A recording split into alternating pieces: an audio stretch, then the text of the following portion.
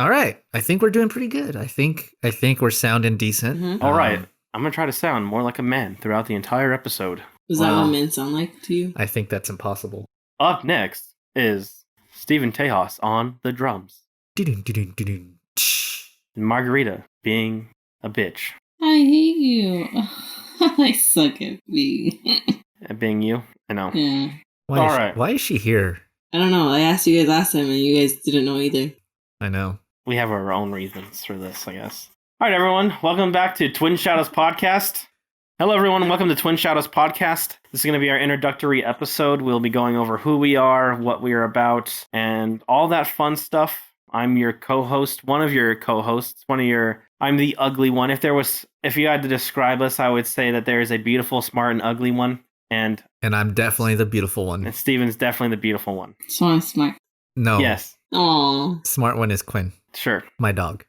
And I'm definitely the ugly one. So, now that is established, my name's Tom. Tom Casper, and I like movies, so we're making a podcast about movies. Yeah, so here is to our first episode. Yeah, and sitting to my... Pretty big thing, man. It's our first episode here. Yeah, exactly. Our first episode. Our first episode of TSP. Yeah. Twin Shadows Podcast. And the beautiful voice you have here sitting to my left is... Stephen Tejas. Quinn, if you don't... These dogs. All right. Rightio. Rightio. Stephen left the room. Yeah. That means that we can talk bad things about him. Like about how he has such long hair and is woman-like. His hair is woman-like? Sure. My hair is woman-like. You're a woman. Oh. I'm just kidding. All right. So, Margarita. Yeah. Every time she fucking yawns, you invited the one person who yawns every time on this podcast. She is literally the most bored person by this podcast. I invited her? Oh, yeah. I'd rather be on the podcast than listen to it. I'm just kidding. I'm just kidding. So who are I you, hate Margarita? that you guys could be super offensive, but I can't because you guys get offended. We do? I've never been offended in my life. You don't get offended. I'm never offended. You just got offended right now. That's not me being offended. Yes, I just said I don't get offended. Mm-mm. Bullying and being offended is different. Bowling? He's bullying you for yawning. Bullying. Bullying. Bullying. Okay, bullying. What's your name, Margarita? Who are you? Oh, my name's Margarita. Yeah, describe us who you are. Tell us a little bit about yourself. Where are you from? I'm from Mexico. And I came here illegally. Build that wall! Just kidding. What are some of our past experiences together? Past? We've worked on some like, films. how did we meet? Oh, okay. We've worked on some films together. 3, as far as I can recall. 2 shorts, 1 feature. Well, hold on. First, we were drinking some Blended Scotch whiskey. So now we have to cheers our first episode, the great cheers of many more podcasts to come. Aye. Let's see how awful this is. Cheers. Not off at all. It's fine. Yeah, Ooh, okay. that is good. That's okay, Maria. You look like you're gonna die. You literally look like a fish right now. What does that mean? Your face look like a fish. That's what it means. I guess that's okay. Is it weird to look like a fish? I don't know. Would you fuck a fish? Yeah. I mean, that one lady did. Who? The Shape of Water. She fucked a fish? She sure did. Face. Yeah. Yeah. She sucked on that fish dick. Would you suck a fish's dick? No, I wouldn't suck any dick. All right, come on, you guys. We got to get pumped. Come on. Yeah, we got to feel it. I am pumped. I'm All super right, pumped. so what's next? What are we talking about? Where are we from? Where are you from, Steven? What's your story? What's your history? Well, we're all from the great place of the Southern California desert. Are we telling them where we're actually from? Victorville, California. All right, there you go. We're all from Victorville, California, the bumfuck of nowhere within California, even though this community is like 500,000, 600,000 strong. Yeah. About so, I think. It's just full of, like, bad people mostly, but there's some pretty bright people that have, like, tried to escape the insanity of, like, LA and San Diego, and they ended up here. So every now and then, like, every, like, 1 in 100,000 people, you run into someone cool. So everyone from LA is cool, but nobody up here is, kind of thing? Yeah, that kind of feels like it, yeah. I mean, well, who was it? Cuba Gooding Jr. went to Apple Valley High School. And I Exactly. think the guy who played Snoop Dogg in Oh, yeah, in Straight Outta Compton, he was from Apple Valley, I think. Yeah, Apple Valley High School, too. Why are they all from Apple Valley? Apple Valley is even worse than Victorville. I know, literally in their deed for the lands, like up until the 80s, I think, no Jews or blacks could own property in Apple Valley. Oh, yeah, the dude was super racist up there. And What dude? the Bass dude, like what was his name? Apple Valley Man. Apple Valley Man. Yeah, he was like super racist. What dude? Like the guy who built the city? What was his name? I don't know if he was like a mayor or he built the city. I don't know, something Bass. Like when? I don't know. I just know he was super racist. So Margarita, I don't what are know. some of our past experiences together? Like movie wise, like working together or how we met. However you want to answer that. Well, I know we met through Steven because Steven works at a school. Okay. And then we just hanged out for many years, and then I worked on a movie with you and Steven. How long have we known each other? Probably like maybe 7 years now. Really? 7 years? Maybe 6 or 7 years. Because I knew Steven when I was like 18. How many years has that been?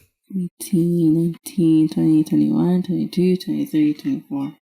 6 years? So probably since then. Yeah, about so, I think. I've known you guys the same amount of time. I've known you longer than that.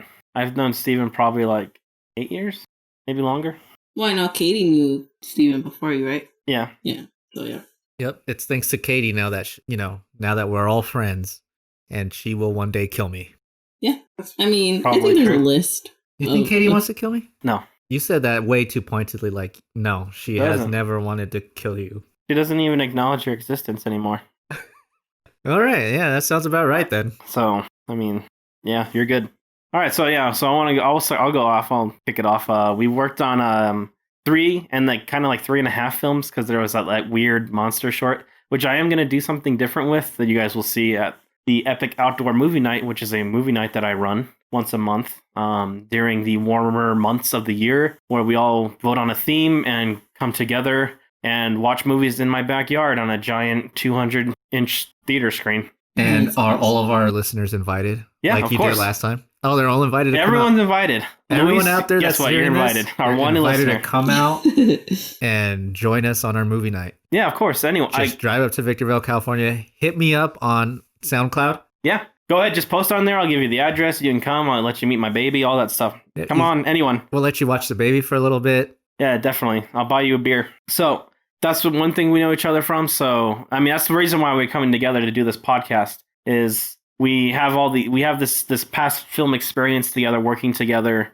and we've survived as friends through that experience, which is the important thing, because if you've ever made a film, especially with friends, you can know how trying and testing it can be on a friendship. Oh yeah, that's And for sure. so surviving through that, I mean, that's why we were like, oh, let's just do a show, because personally for me, what I get out of this is it's like an escape from like real life, just to come and talk about. We've been through the movies worst of and- the worst together, huh? Yeah, we've been in the trenches, so to say, and come out the other end. So these trenches you talk about, Yeah, I but mean, what are they called? What are these trenches called? What are these projects that we've worked on called? all right, so we'll go with in chronological order. We worked on the film Dickhead, Mhm. which is still in post-production.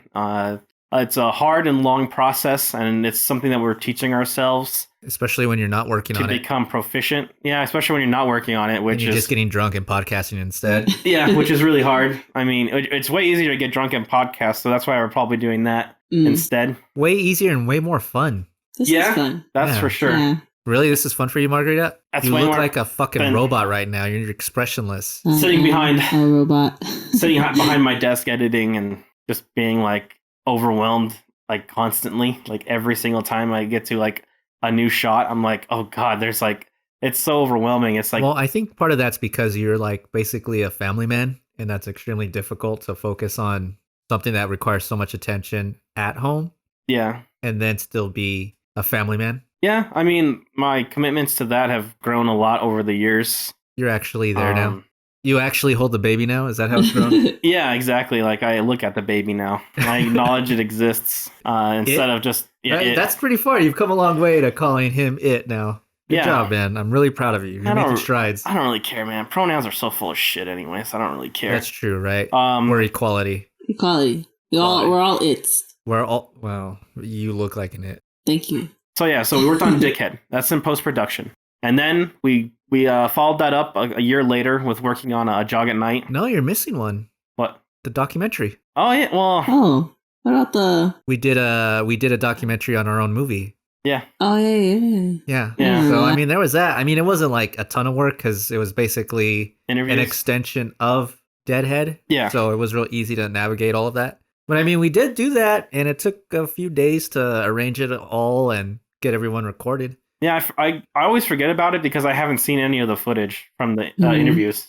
Me either. I almost passed out actually when they were interviewing me. Oh, because of the lights, right? They got to you? No, it wasn't even the lights. I don't know. Let me guess, you didn't eat. Yeah, I didn't eat. God damn it, every time. Yeah, like in the middle of it, Sean was talking and all I heard was, whoa, whoa, whoa. And I was like... All you heard was... that night was fun, though. The night of the interviews? Yeah. The rap party night? For the documentary? Yeah. Yeah, we went to the Mexican place. Flamingos, and then we went to your mom's house. And then Tom died. He laid on the ground and died. Yeah, you passed out under I got a counter. I blacked out. Yeah, and then he tried to go upstairs to the upstairs bathroom. I was so scared. I was like, this is it. This is how Tom dies. Did me and Kylie actually fight that night? No. I don't. Yeah, it was a good one. Yeah, it was a good night. We didn't fight. It was one of the rap parties where you and Kylie didn't fight. God, man, that's pretty rare. Yeah. So yeah, I guess the documentary. Don't want to get ahead of myself. That is still a project that we worked on. Then we did A Jog at Night, which is a short film that we completed late last year. And right after that, we went around and did a 1-minute short called Blink. Mm-hmm. And the very week before that, we did a even shorter short called Monster Affair, which was a Halloween short that I'm going to kind of do something different with.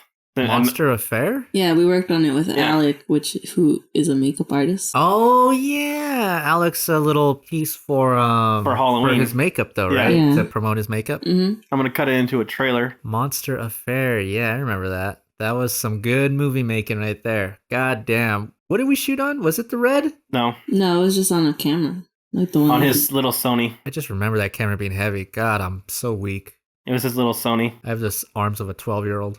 Okay. 11-year-old. I'm just kidding. But I have the belly of a 45-year-old. Well, I have the belly of 16 45-year-olds. You have the belly of someone who cannibalized a small village. So after we did the doc and Monster Affair, then we moved on to A Jog at Night, which is a short little film that we did. Yeah. Mm-hmm. Which was pretty fun. We shot up in Big Bear, which I liked a lot. The cabins were really cool. Big Bear's so beautiful. The cabins were amazing. It was a lot less stressful for me that time. So I like that one. Well, that's always good. Less stress is always nice. But I think it was like 8 times more stressful for you, so I think that made it worse. No, nothing was more stressful than Deadhead.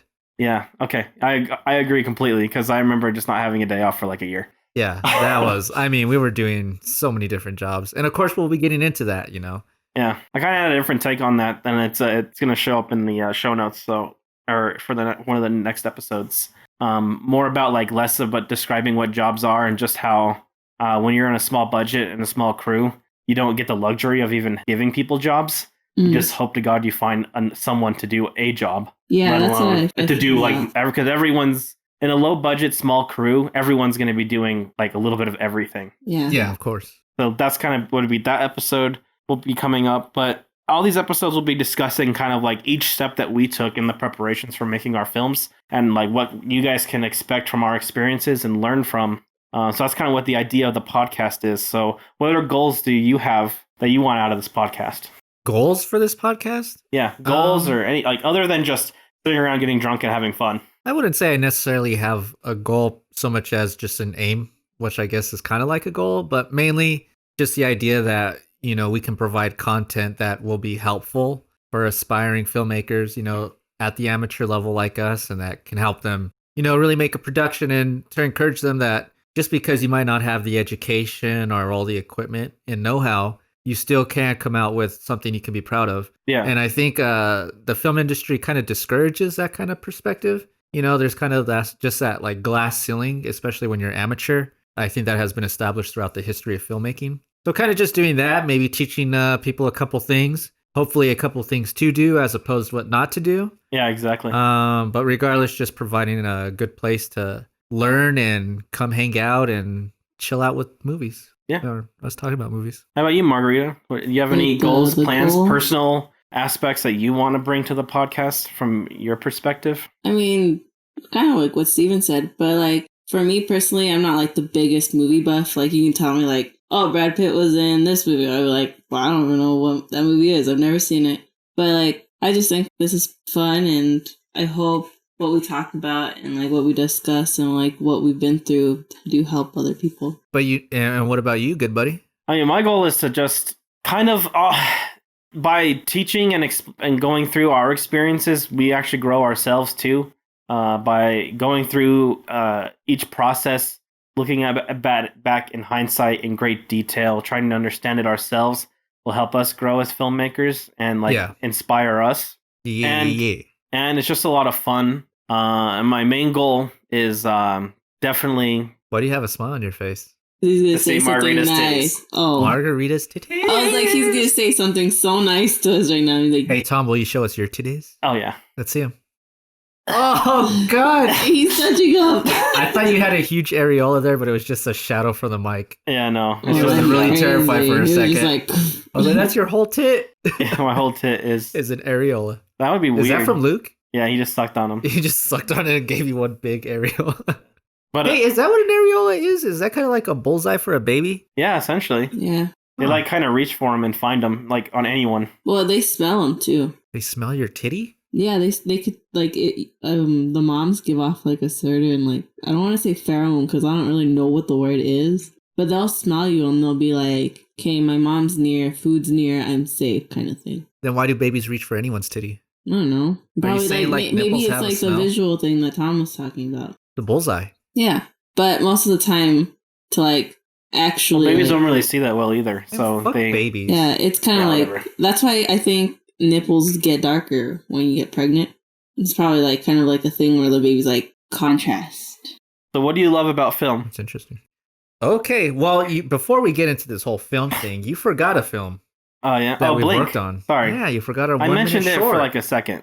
1 minute Yeah, he short? did. Was it a minute? It was It was 1 a minute, minute short. Yeah, 60-second short that we submitted into a contest. It didn't win or get any accolades or anything. So I'm Any acknowledgement, any congratulations. I showed it to my family. They just said, okay. Really? Yeah, no one was proud of me. Really?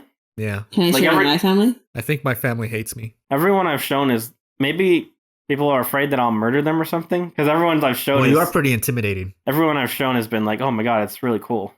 Like they've been like kind of blown away a little bit. So I Maybe- gotta. What was maybe that, they're Larry? just like people like to be nice kind of thing. Yeah, But my family's pretty mean.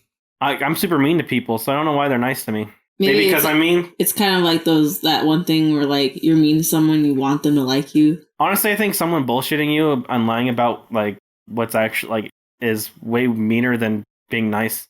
Being don't fake think nice so. is like way more hurtful because you get yeah, the wrong fuck fake nice. Yeah, you get the wrong interpretation of like reality. Yeah, so like when all, people are like fake all ni- these women who seduce me with their niceness. yeah, exactly. They're Well, just how would begging me you to go kiss about them. it? Like, say someone showed them like a How piece about you of art. critique it honestly? Yeah, but would you be like, oh, like it's great, but if you did this, it's kind of like I think that's what maybe they're trying to get to, but like they No. don't know how to. Wait, are you say- just arguing how Blink sucks? No, like I said, I like Blink, but I mean, I did think could be like different things. Wow, she's just telling us how it sucks, huh? That's fine. Yeah, did you? This is not what you guys wanted. That's exactly what I just said. Yeah. I didn't say that. Oh well, Tom I don't want did, no and I'm criticism. telling I just him. want accolade. I don't even know what does that mean. I do gotta admit that Blink was probably one of the most fun projects I've had working on that we've I done love together. the actress. She was very cool. Yeah, Yeah. Grace was pretty awesome. Yeah, Grace Bosley. She's a great actress. Shout out to you, Grace. Yeah, I think that's probably why is because of Grace, because it was a very small crew, very easy to work with people, and including especially Grace, and so it just kind of was just relaxed. Yeah. I And think that's why I think- had so much fun. It was just a very relaxed shoot. Everything was also all the setups were pretty easy, except for like getting in the car with the fucking red, which is always a pain in the ass because the thing's like damn bazooka. Didn't we drive by? We never drove by with it on the road, right? Yeah, we did. We did, and we were filming. Yeah. And it looked like we were gonna kill someone. I think it just Drive looked, by? Yeah, it looked really awkward, but I mean it's Victorville, so people are probably used to it. Yeah, there's tons of drive-bys out here, anyways.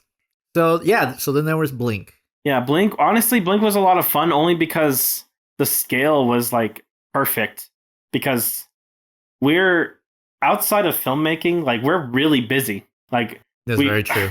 we have full-time jobs, we have girlfriends, we have a lot of things going on in our lives. So it's like really, so like even just scratching out a weekend to do a shoot is like pretty damn hard, let alone 6 or 7 months. It's definitely a commitment for us. It's not like we just snap into it and can get it done. Yeah.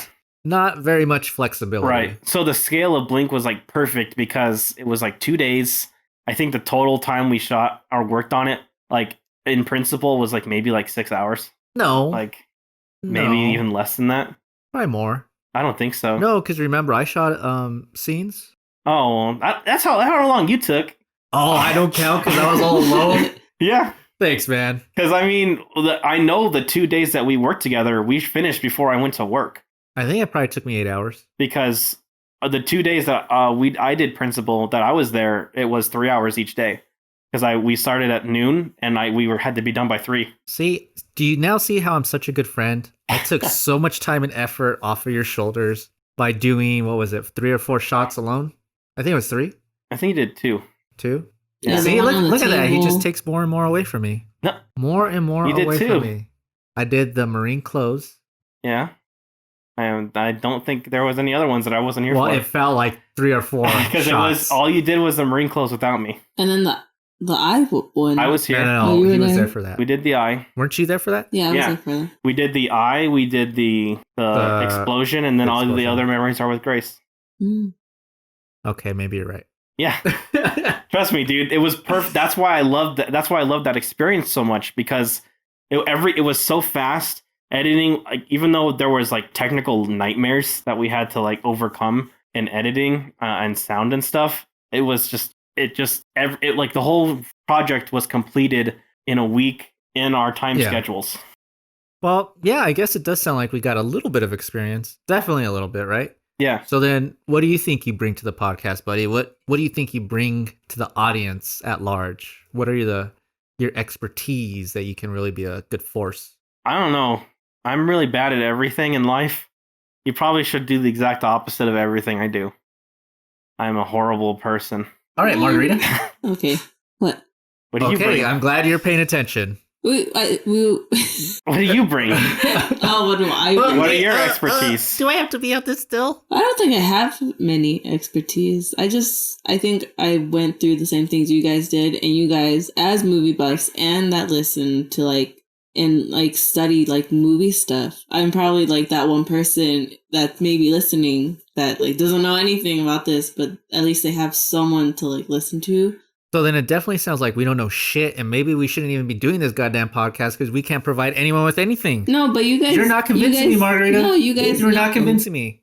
And she hits the mic. Okay, but you guys know stuff about movies. You guys like movies. But you actually watch movies. Yeah, you have that's expertise, I feel, though, because like you come from a theater background. Yeah, theater background with Yeah, set building and things like that. Is that you guys have a different kind of expertise than I do. But that's the point, is that we're all amateurs, right? Yeah. And amateurs don't have experience on movie sets. No. Because they're amateur. Yes.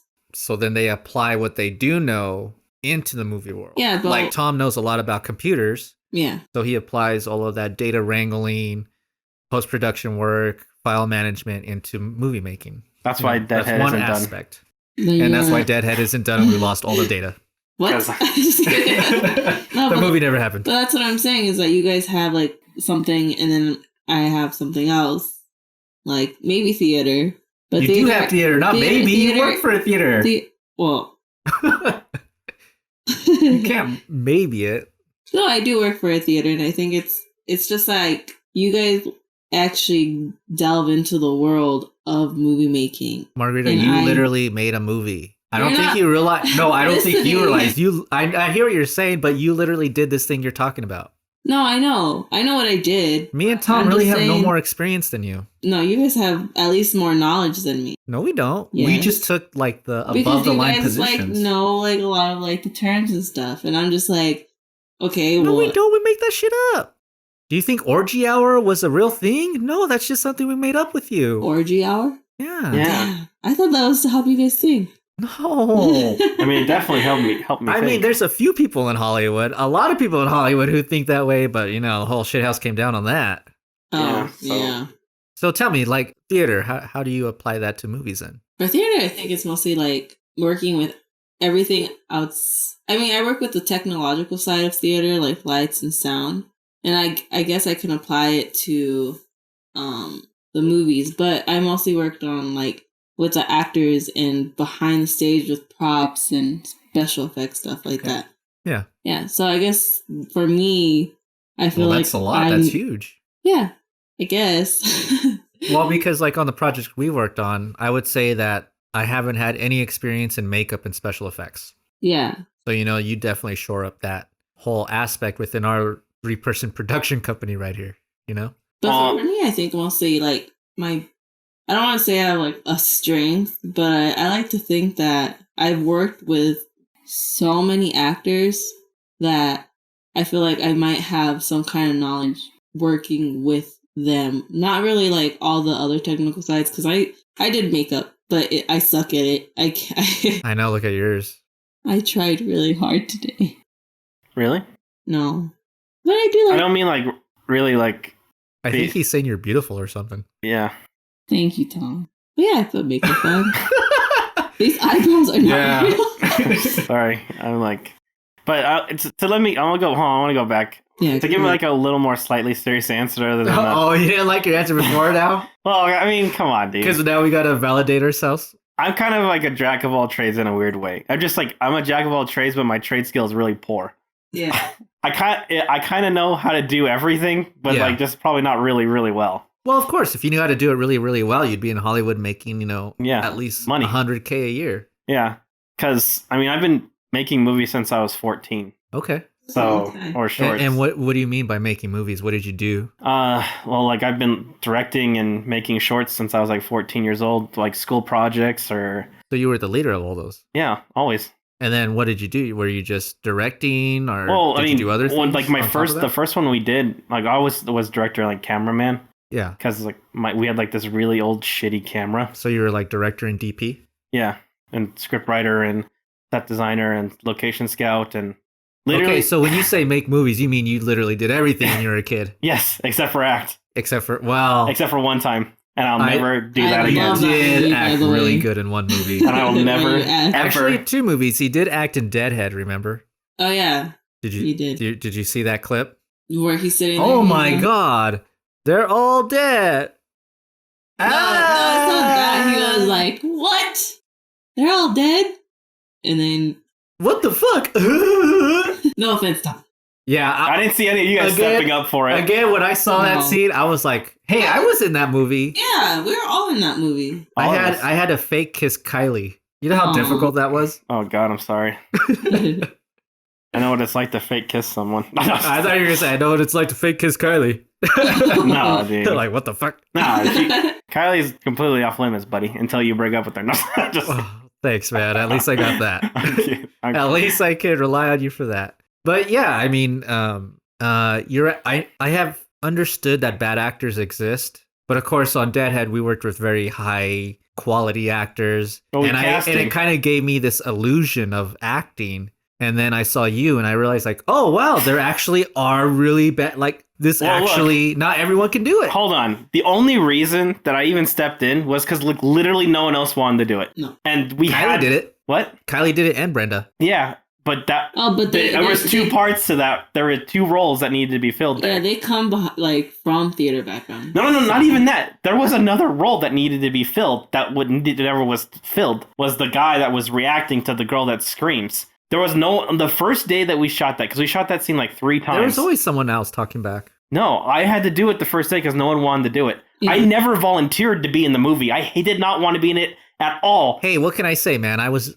behind the camera calling action. Look, all I'm saying is I had no interest in being on the other side of the camera. So then what are you trying to say? When you do have interest, you're a good actor? No, I am a terrible actor. I had no interest in acting, but I'll do whatever needs to be done to get the project moving. That's what I like to hear. So if I had to get behind the camera and try my damnedest to freaking act, even though every time I would look at Chris, I would just start laughing and feel like a dumbass. So it made that scene even harder to shoot, because after every time we called cut, Chris, one of our actors, would walk over and be like, "You're doing really good."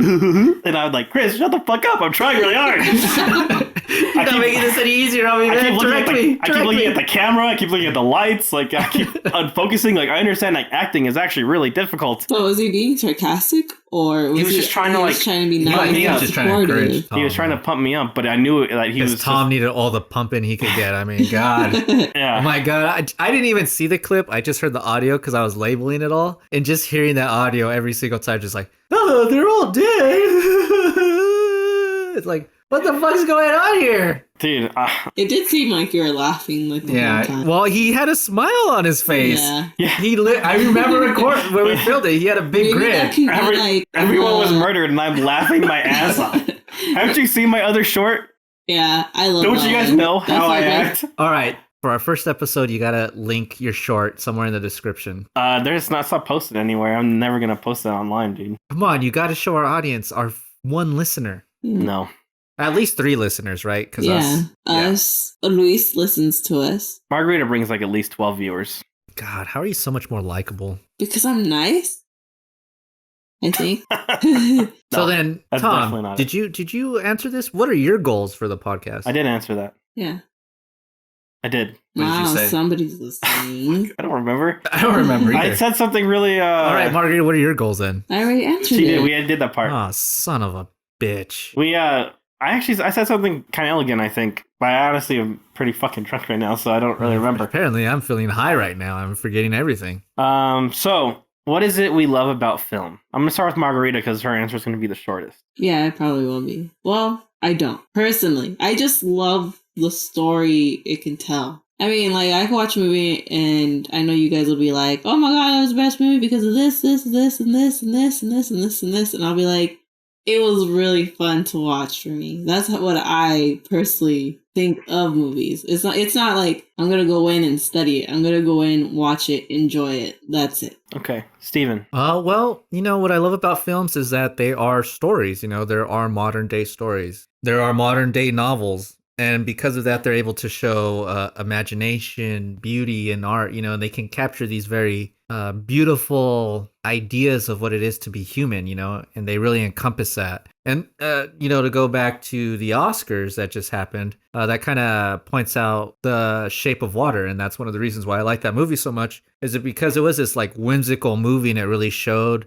just a movie being like a fantasy. And movies, in my opinion, as of late, have kind of moved away from that. They've been kind of going towards like the more real realm. Even with these Marvel movies, because they're so out there, maybe they got to kind of make it more realistic. But it was just nice to see this complete fantasy that acknowledges that it's a fantasy and to see it play with it. And that's, Shape of Water kind of, I think that's what I really loved about that movie, is it really reminded me of what movies are all about. Yeah. I kind of think of that movie. Have you seen Hugo? Yes. Yeah. Remember when Hugo's in the theater and he's seeing like a movie in the movie theater and you just see the light hitting his face from the film flicking, and you just see this expression of amazement because he's seeing something that's never been seen before, and it's just taking him somewhere else. Mm-hmm. That's he's watching that movie that you love so much. Which Fly one? Me to the Moon, or Trip Trip to the Moon. Yeah, a beautiful movie and an amazing director, and it just, I mean, at the core of movies, I think that's what they are and what they should be, and that's what I've loved. And I've,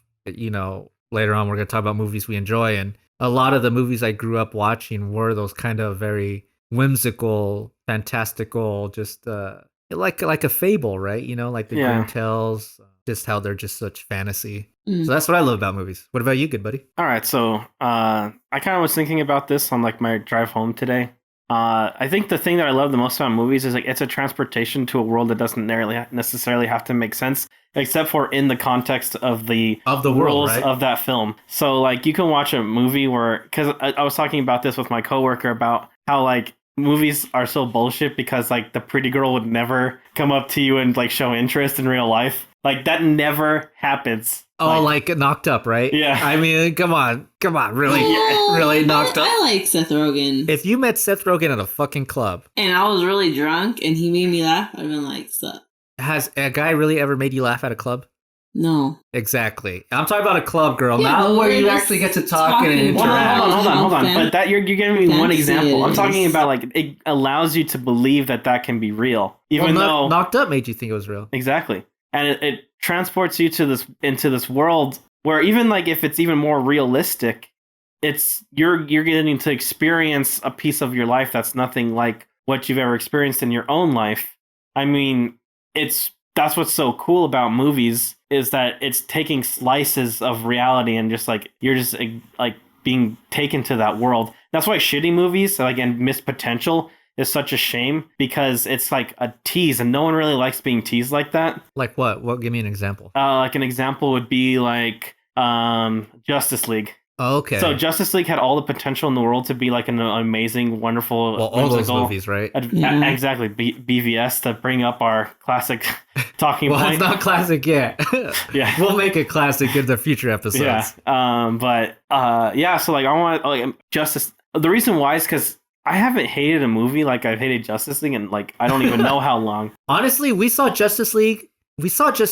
I've seen reviews on Justice League. I still have no idea what that fucking movie was about. I don't know what happened. All I know is there's a bad guy, there were some cubes, and bad guy's dead. And then Superman. It's such a like everything that could go wrong with that movie went wrong. I don't understand it. But that's what I mean is like there's a lot like but good movies like any movie by Tarantino, Spielberg, Fincher, Lynch, PTA, Paul Thomas Anderson, all those guys, like all their movies, they just invite you to a world real. When you said PTA, I thought Parent Teacher Association.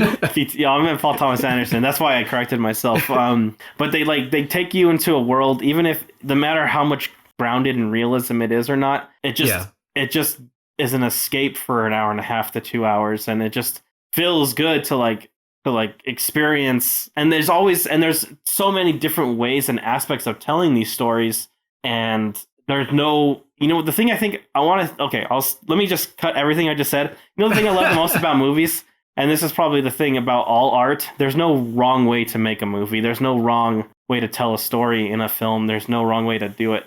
Yeah. There's a unique experience out there. It's just, you need to find what you love. Okay. So then, with that said, what would you say, what movies then did you grow up to, Growing up, I think some of my favorite films, like Karate Kid, obviously. That Karate Kid's like probably one of my favorite films. If you ever hang around me for too long, I'll eventually talk about the Karate Kid in some way or another. But I mean, I watched like Terminator 2 was a big one for me as a kid. I know people were like, "You watched Terminator 2 as a kid?" Yeah, I was like 6. I love that movie a lot. Yeah, I watched Terminator 1 as a kid, and I was like 6. Yeah. But I love the Terminator films. I've been a fan of films for forever. But I mean, those are probably two of my favorites. If you're talking about influential growing up, would be like Karate Kid, Terminator 2, Clerks. All right. Well, I'm gonna add to that in a second. What about you, Margarita? What films growing up? Yeah, I grew up. I think like most people, I think I grew up with a lot of like the 90s Disney or like whatever. I can imagine yours being like some Mexican movie that no one has ever seen or heard of. No. Like Chonquita goes to the chancla store or something. Oh, I love that movie. See? Yeah, see? A Million to Juan. Have you seen that's a real movie? That's a real movie. No, actually, I think it's just like what kids just kind of grow up with. Like, my parents were pretty protective on what I watched. Like, I didn't even know what Terminator was. I'm pretty sure I wasn't even... I don't think a kid should be watching Terminator, honestly. They should. Yeah, like, my kid will be watching Terminator. I was barely allowed to watch, like, SpongeBob, Really? Yeah. So, why? I mean, like, why? Because my mom said that show made you stupid. Sponges can't talk, Margarita. No for you. No spongy puppies for you, Margarita. That's more my dad. But he didn't care. But... Are you sure he didn't care? Did you see that sign right there? My dad pushed it over. That was the ghost of all the victims of Margarita's dad. Like most people, I just grew up with like a lot of Disney movies, even like the original Disney movies. Like which ones though? Like all the princess movies, and then no, but which ones? Because there's like 3 stages of Disney movies. So which ones? So there's like the original, there's the classic, the Renaissance Disney movies, like with the princesses and all. Well, there's the original like Snow White, and then there's the Renaissance Beauty and the Beast, and then there's like the new ones which. Those are the classics, and then the Renaissance, and then like with Brave and like Rapunzel. Yeah, those are like the Pixar genre. No, those are like the more like modern. It's modern. The breaking of the what they established. It's just like breaking, like because in Brave she's not like looking for a prince. I mean Rapunzel is, but she's kind of like fighting for herself. It's kind of weird that I thought Rapunzel was hot. Why? I don't know. She was just kind of a hot CGI character. I mean, I'd bang her. Okay. Although I would probably bang like most drawn females. Yeah, I was watching Futurama the other day, and I was like, God, they're kind of hot. Oh, I would totally bang Lilo. Lilo I would blind her in her one eye. Or Amy. Not so much Amy.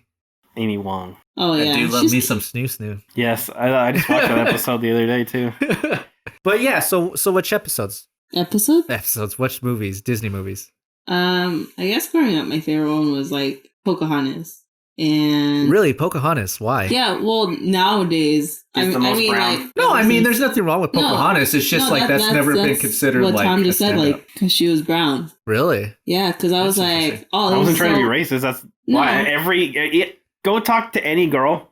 They will tell you the one that looks the most like them is their favorite princess. That Yeah. just sounds like narcissism. Well, it's kind of like Because they what want everyone kind of talks about nowadays is like representation. I mean, I'm not Native American, Yeah. but Part Well, Native the American. technically reason you kind the of are. well, I mean, the reason like she was brown, she had like long black hair, and like I had really long black hair growing up, Yeah.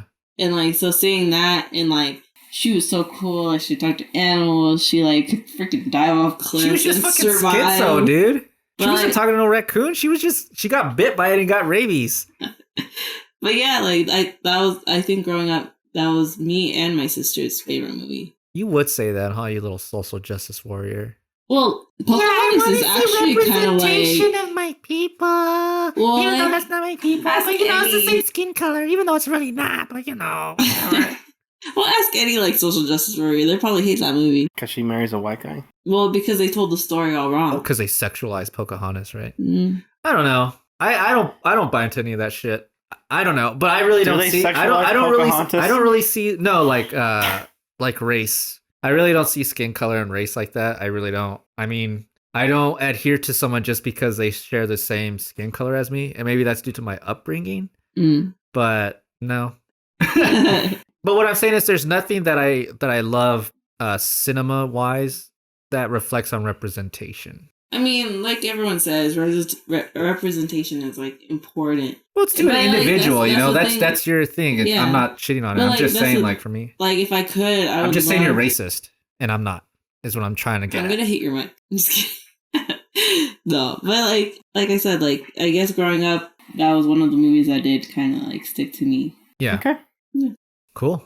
So then, Tom, now those are movies you grew up to, like Karate Kid you mentioned, but what about movies that like inspired you to get into filmmaking? There's probably two major ones that I'm just gonna list, so it's not a million movies long. Mm. For me, the two films are Clerks and Reservoir Dogs, Why those two? because even though they couldn't be from more different directors, they were just like movies that were made on a chance, like on a whim and a way. Like I know they worked really hard and like all that stuff, but like it was complete luck that those movies blew up. How so? It's just like a fairy tale story, both of them, on like how they got made. Well, how? You want to go into how each? Yeah, come on, tell me. I mean, you can't just say So- like, "Well, it was this." I mean, So, I like, don't know. Kevin Maybe you're Smith- making so this up. Fake news, bro. For Clerks, Kevin Smith went to film school and realized that he's spending all this money in film school when he could just use that money to make an actual film. So Yeah. he drops out and he tells his friend that he's finish the semester, but then drop out, take the rest of your money, and come with me to New Jersey, and we'll make a movie. Wait, so he told his Friend Scott. fellow filmmaker? Yeah, Scott Mosier, his producer, Oh wow, that hey, you know what? Drop out, and we'll come make a we'll go make a movie. Like Jesus but- Christ, you are Kevin Smith. You literally talked me into investing thousands into your movie. my movie. Well, our movie, if you I want. say it's definitely ours, dude. You're just another Kevin Smith. So essentially, he sells all his comic books. They finish making up the money, gets a bunch of credit cards, maxes them out, and and then they shoot the film. They rehearse for months and months and hours every day because Yeah. you couldn't afford to do like more than one or two takes because they couldn't afford more actual film. Yeah. And like the DP was the sound guy, and they did edit it at night in the store next door. Kevin Smith was still working at the Quick Stop at the time. And Yeah. it's just a really amazing story. So it's essentially us, Yeah, in a lot except of ways. without a movie. Yeah. No, I mean, well, if we would have spent, $40,000, we probably could have paid someone to help us out with. And it's kind of turning into like gladly I would pay for that. Yeah, instead of us having to learn how to do all this stuff, which is like really, really hard to do. Yeah. Because it's like some stuff I'm just completely lost with. But like with Reservoir Dogs, the cool thing is that I love about it is that Quentin Tarantino really didn't have anything to his name Uh-huh. except this script that he Well, wrote. no, wasn't he? He was a established screenplay writer, wasn't he? Yeah, he was. because He had written True Romance. Romance. And I think he also wrote Natural Born Killers before. There's your dreams going down the drain right there. Yeah. The audience heard it. What? Oh yeah, The Flesh. Dude, it doesn't matter. It's kind of cool. Whatever. So he did. I think he did Natural Born Killers. I think he wrote the script and sold it, but it was made later. So that's his film. Yeah, he wrote it. Oh wow. Yeah. Is that why it's like so just wild and over the top? Yeah, but damn, think how awesome that would be. Like you write a script, and then you have fucking Oliver Stone pick up your movie to make it, and it's fucking Woody Harrelson, Juliette Lewis, and Robert Downey Jr. Yeah. And Tommy Lee. Yeah. Like, how awesome would that be, right? Well, like, I made this movie, yeah. Look at what the movie names. he made, dude. I mean, I know like Steve Buscemi wasn't huge then, but Steve Buscemi, Harvey Keitel. I know the guy that plays. Well, back then it was only Harvey Keitel, right? Yeah, but Harvey Keitel was huge. No, yeah, I mean he just. But he read the script and was like, "This is genius." Around that time is when he got the best supporting. Yeah. No, best actor. No, I think he might have gotten just nominated for the piano. Okay, yeah. Oh yeah. That's like around the same time. Yeah. So I mean, Harvey Keitel is like pretty huge at that time. Yeah. Yeah, and essentially he wrote this awesome script. And he was going to just sell it, but then he was like, I want to make this one. Yeah. Because he heard a piece of advice from Terry Gilliam, who just said, because he was like... Who's Terry Gilliam? Terry Gilliam, the guy that made Monty Python. He made 12 Monkeys, Brazil. Oh, okay. Yeah. He did like this luncheon thing where like you get to sit down with different film. It was like a speed dating thing, but with big directors. What the fuck? Seriously? Yeah. And like you pay and you get to just sit there and talk to them. Yeah, do like a lunch with them, and it was like a different one every day or something like that. Wow. And he talked to Terry Gilliam. Awesome. He talked to Terry Gilliam, and he was like, I want to be a filmmaker, but I don't know how to light a scene. I don't know how to do this. I don't know how to do that. Terry Gilliam was like, you don't need to know how to do that to make a film. You need to hire people that know how to do that. And you need, as a director, you need to be able to explain your vision, and that's it. Terry Gilliam was like, no, son. Let me tell you the secret. All you need is one rich Jew. Yeah. Let me give you a name. Weinstein. Yeah, he'll make it all come true. Yeah. Don't worry. Nothing bad will happen with that one.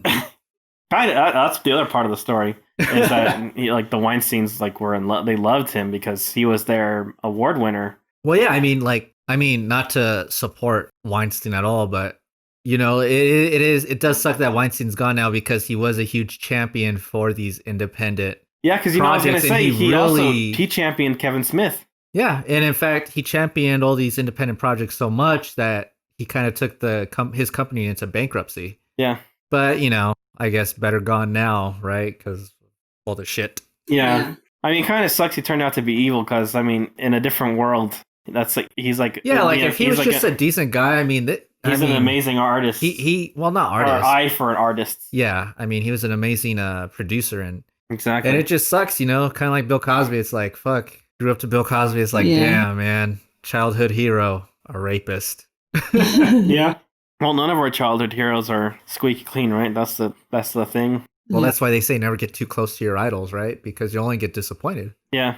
So, what about you, Margarita? What movies inspired you? None. All right, so yes. Do you have any films that inspired you? I guess in the context too, just to be a filmmaker. I mean, no. I would say no. I mean, literally, what inspired me to get into filmmaking was you, good buddy. Oh, dude, that's you nice. Inspired me, man, and that's probably a bad thing. Yeah, it probably is because I'm deeply in debt now. But you know, if it wasn't for you, I don't think I'd ever get into it. Like. I mean, maybe if I were some established, like, famous person with a ton of money, maybe I would do a movie because it's a form of storytelling and that's what I really adhere to. Mm-hmm. But I don't think I would have picked up movie making, like, as the forefront, which it has taken now.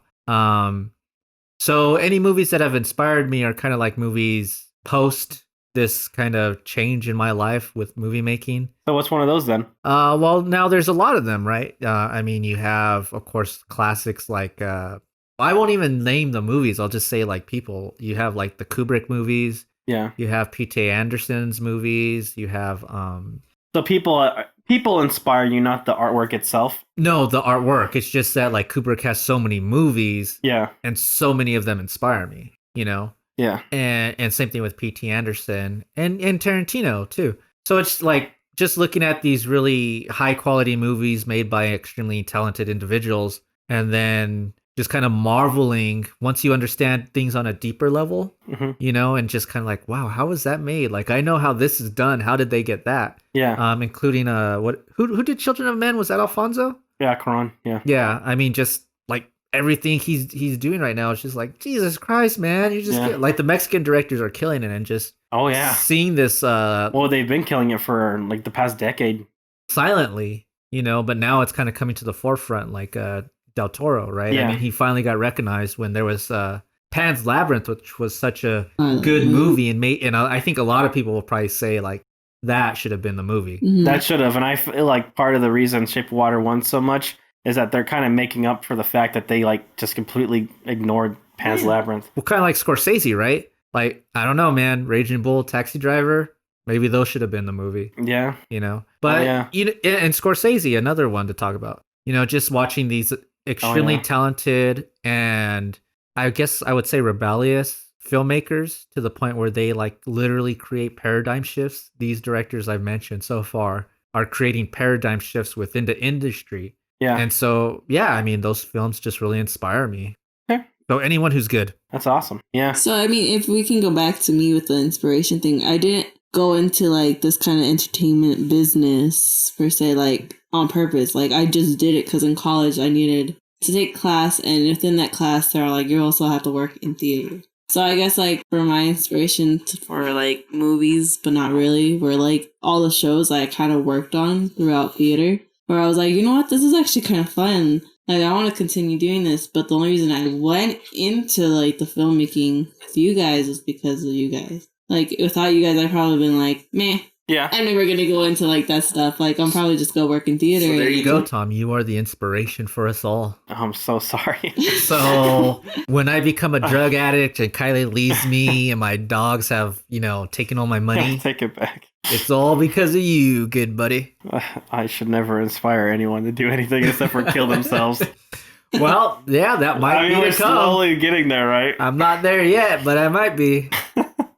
I'm sorry, you guys. I'm sorry, everyone listening. I guess if I inspire you in any way, I really shouldn't. I'm not. What the fuck is wrong with you guys? So, what can you get out of filmmaking? Money. Do you just do it for the chicks and money, or is there something else?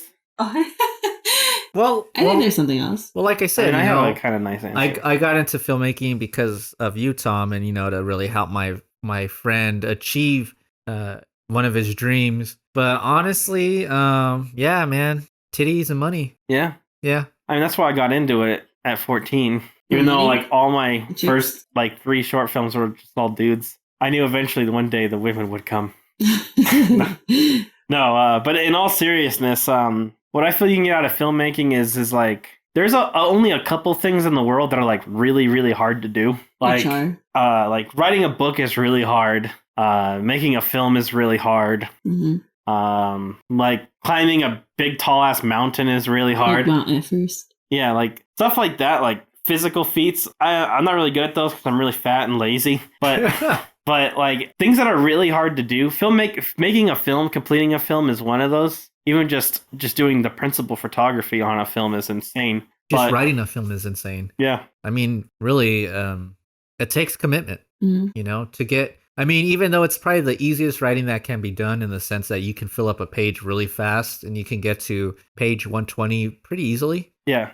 No. Within context. Well, easily within context of writing. I think it's a lot harder to write a novel. Yeah, kind of. Well, yeah, because in a novel, you're having to show and not tell. Whereas with the script, you can just do all tell and never show, right? Because the movie part is the showing. Yeah. So it's easier in that respect.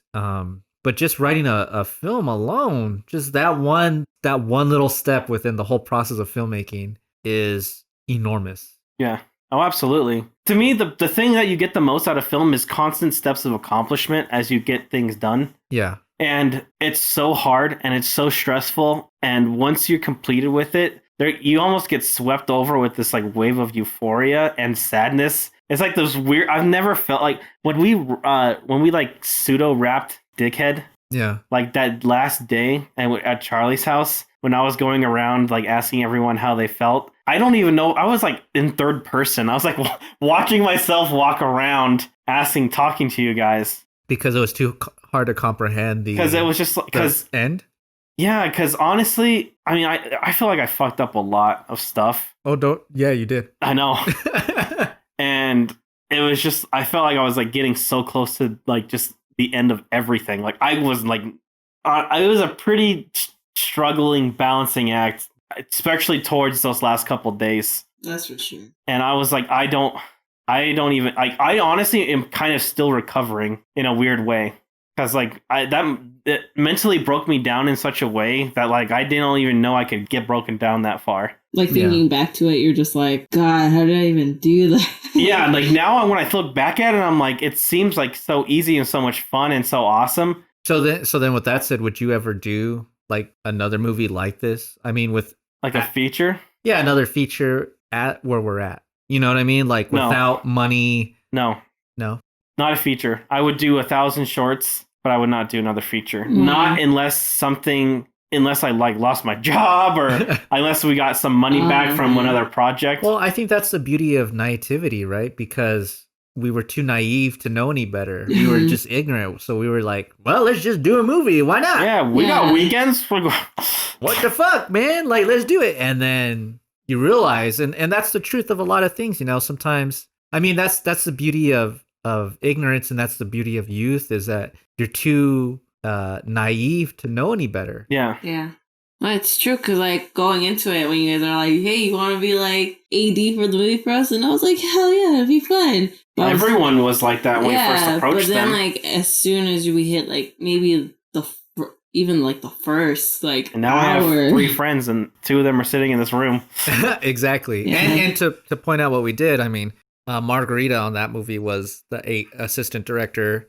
Tom and I were writer, producers, and directors, and amongst everything else. So I mean, just doing that movie was extremely taxing, and I know, Margarita, you weren't exactly, or none of us were really ready for what it was, and we didn't really know what to ask of each other. Yeah, we didn't. Like a lot of the time, I was like, I don't even know why I'm in this position when I'm doing so many other things. So in my head, like I was still stuck in like this understanding where like I'm supposed to be doing this job, but I'm doing these 10 other jobs. And it was like so frustrating to me. And I mean, to be honest, and you guys know this, like I was so frustrated with you guys, and I'm sure you guys were frustrated with like everyone else. And I think a lot of us who worked on that movie, who went in thinking like, oh, this is gonna be fun, we're gonna make a movie with friends and it's gonna just be great. And in like the kindest way I could possibly say, like everyone kind of failed in some aspects. No, yeah, but I think that's how except for Steven, I don't know how the fuck he did that shit. I didn't fail, huh?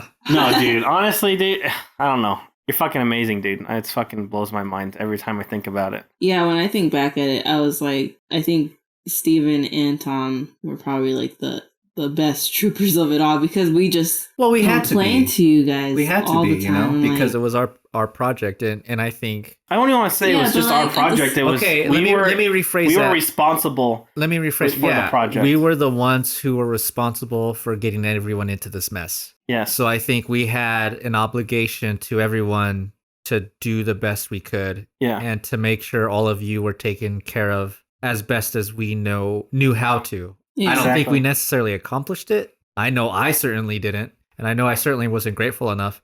But, you know, we did the best we could. And shit, I mean, I've never gone through anything like that. Yeah. No, nothing. I mean, that movie really kind of opened my eyes to what I could accomplish, because I was pushed to that extreme. Yeah. I mean, there are like breakdown moments like almost every other week for me personally. And I just like never I was like, I can't let this show ever. I know, that's one thing that I kind of like saw within you guys, was just like how your composure, like you just like kept it all together. And in my head, I was like, I want to scream at both of you, because because I know I'm difficult to work with. Because like everyone was on my back and I had to get on your guys' back, just because they were like, you know, like I'm pretty sure they went to you guys, but they were like, oh, Margarita, since you listen and this stuff. And I'm like, well, also I don't want to. You're getting on my nerves too.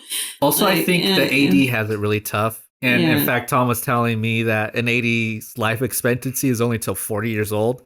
Dude, I think Yeah, that's well, because it's you really shorter. do It's shorter. shorter than 40 years old, right? No, not shorter than 40 years old, but they're like they have a shorter life expectancy than like normal humans. Oh, Yeah, okay. I because thought just, their like, all the life stress- I don't think it's like expectancy 40. I That's okay, well, they imagine have a that. shorter life expectancy, and I think it's because an AD, the position you had, you just have to bear so much of the weight from everyone, and then you gotta take our pushback to that weight, and Yeah. you're basically that adhesive, that middle person, that glue, and you gotta you're stressed in all directions. Yeah, because I remember there's like a certain thing. I don't remember what it was, but let's just say like, oh, this bottle's not in the right place. Can you go tell Tom and Steven this? And I'll be like, And I'm like, fuck it, Margarita, just get to the fucking get in their positions, god damn it! yeah, and I What was the like, fuck did I say? what am I supposed to tell these people? Like, so it was stressful, but like overall, I think it was pretty. I mean, the movie hasn't been out; it hasn't come out yet or anything. But I mean, looking back and trying to ignore like the biggest stress factors, like it's kind of like what we kind of created doing this with all the stress and like how much like there's just like I don't want to say fear, but I mean it was like it was scary. Definitely throughout a lot the of whole fear. thing, because you have all these people that you have to like on your shoulders basically. Like if this Yeah. doesn't come out, their work isn't being shown. All the hours they put in isn't being shown, and it's just like the stress. But like overall, like when it does come out and we show it, it's gonna be like Well, we went definitely through a- that. Well, hold on. You mentioned a really interesting thing there, Tom. You said fear. I mean, I personally can say I don't think I felt fear yet at all for this. So what do you mean by that? literally every single day that we were in principal, I was afraid. Oh, okay. See, I was like I know we've talked about this like before, but like I was so like scared of everything.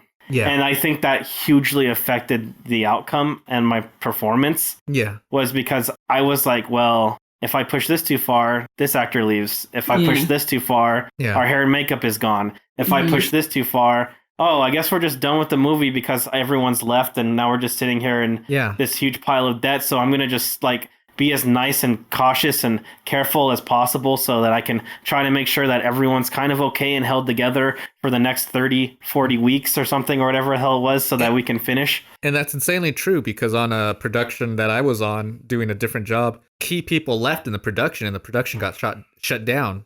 As far as I know, it's like in hiatus, but you know what that means. And I mean, we had put in they had put in probably like 10 to 15 days of shooting, and just because certain people leave, the whole thing gets shut down. But as far as fear, I don't know if I was afraid. I think what I was feeling during that time was shame. And I was feeling shame or guilt because it was like, Jesus Christ, we just pulled the wool over everyone. We conned them into joining our movie, into investing all of their time. And now we're just not going to deliver. Like we're complete, or not even I'm a complete fucking hack and I don't know what I'm doing. And I'm expecting this thing to get done. And by some sort of magic and grace, it's going to be done. So I think that's why I haven't felt the fear yet. I think I will feel fear, of course, because I think that's normal. Yeah. But I think my fear is going to hit once we're actually completely done with the movie. And it is what it is. And then it's going to be left for everyone to decide for themselves if it was worth it. Because right now, I feel like I can BS everyone because there's nothing there, right? I could be like, oh, dude, you did an amazing thing. You did a huge accomplishment. This is great. But once they see the movie, then they're going to be like, I don't know about all that, Steven. And then that's where the fear kicks in, right? Because like, was I full of shit or was there honesty in my words? See, I used to have that fear. And then once I saw the rough cut, and I've watched that rough cut probably like fucking like 50 times now. And I've been like going out of my way to watch movies that are kind of like similar in a way to ours. Yeah. Like budget level, experience level. Yeah. And like we really did accomplish something pretty crazy in that regard. Yeah, For of course. sure. I think so too. But I don't give a shit about that personally. What I care about is it being good for us. Yeah. What I care about is it being good for all of us. Like if every person who was involved in that project is like, yeah, I'm proud of it. Yeah. And that's different, because that puts us at a whole much higher level. But I am proud of it. Yeah, And- I am too. Like what we went through and people actually stuck with us. I mean, I was so scared because I've known you guys for so long. Yeah. But there was like points in like when we were actually working on this movie, which many people, if you pursue a filmmaking thing where if you work with friends, you're gonna have like you think you're the best of friends, we get along so well. There's gonna be a point when you work on movies with other people where you just feel like, I don't know if I actually want to be friends with this person, you know? Oh yeah, and you know, I had told Tom this before at one point. It was mainly during the writing process because me and Tom had very distinct perspectives, and this we talked about in the documentary. Mm-hmm. But you know, this is definitely a credit to Tom in that if it weren't for him, you know, I think a lot of things could have got worse because we were at odds with the writing of the story, and a lot of times Tom was willing to just concede to the point, or at least explain it a way that I could agree with. I think I was being far too stubborn. And, you know, I was even telling Kyle, I was like, fuck, man, this movie literally might kill my friendship with Tom. Because he was like, God damn it, Tom. You need to start fucking crossing your T's and dotting your I's, motherfucker. Like, this shit isn't going to work this way.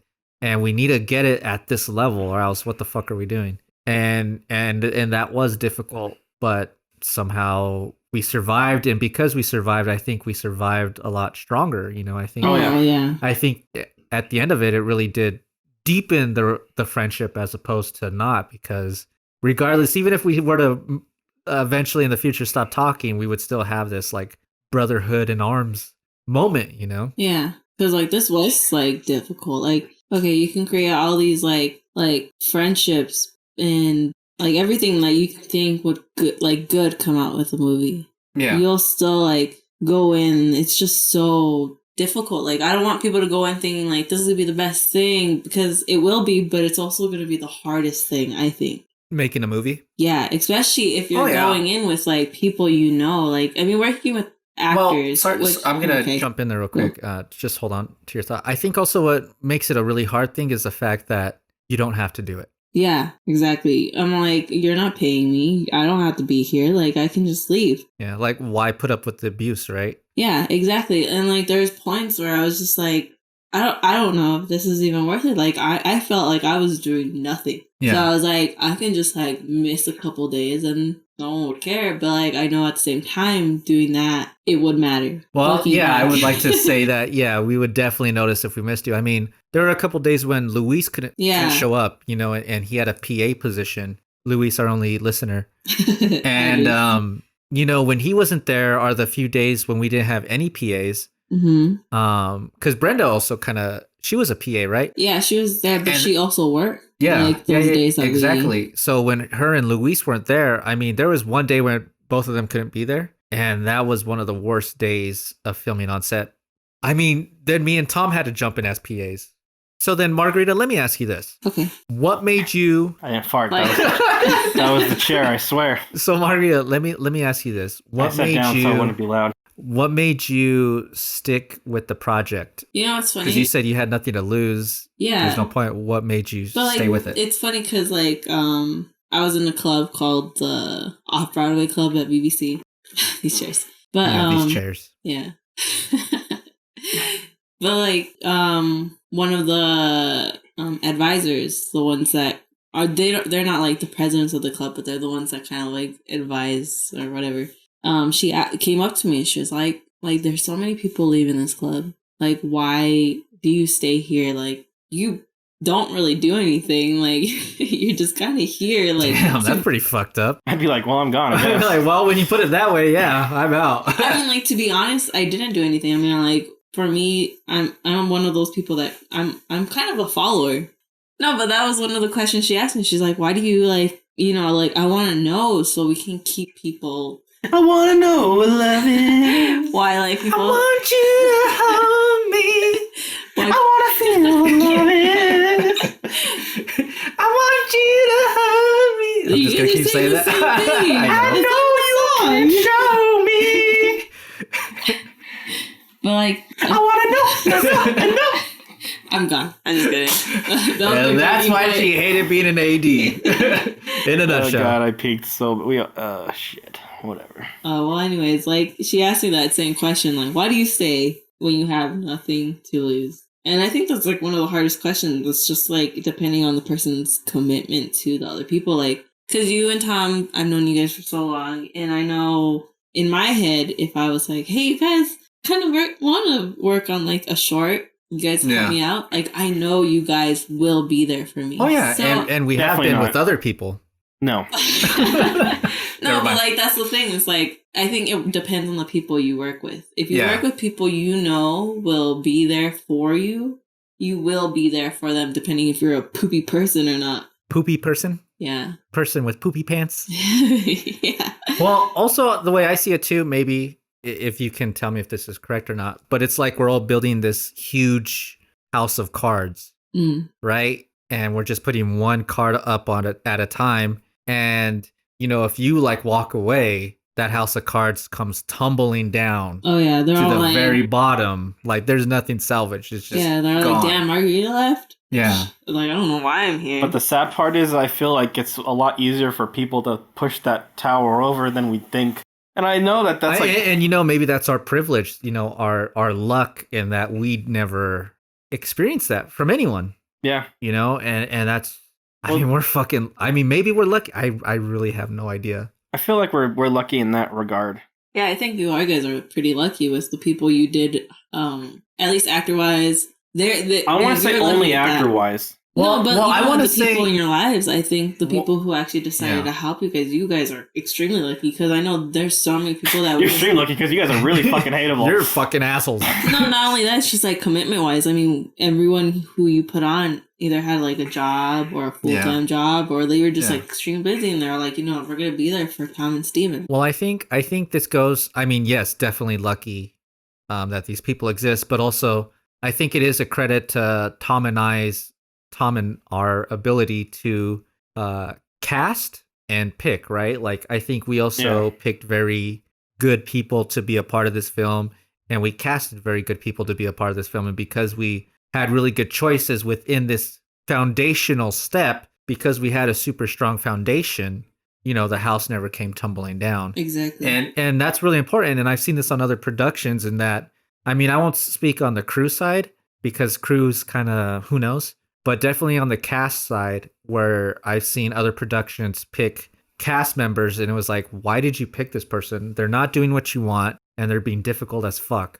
Like, you could have casted whoever you wanted. I mean, we've done short movies. We've always been extreme. I don't want to even say we've been extremely lucky. We haven't been, because like for the shitty, like we did a fucking little short 1 minute movie. And we had fucking Grace on it. Yeah, like, she's amazing. Look how amazing Grace was. And I'm sure there's other just amazing talents out there. And if you spend the time and you really interview people and really get the best people possible, you can get a really amazing cast. You know, you could get people who are good choices. Yeah, the thing is, the pool out there is, for us, because we're in Southern California, is enormous. And we'll go for us, because we have that privilege. And we're of almost being gonna. We'll have a whole episode on like our ideals of casting and like our steps, because I don't want to say that we got lucky. We're just good at it. Like, I know it's like, good at it's cocky to say, but like between the three of us, when we were like casting someone, we'll like just pick people apart like bad. Yeah. And like, yeah, because I mean, look who we ended up with for Deadhead. We ended up with Marianne.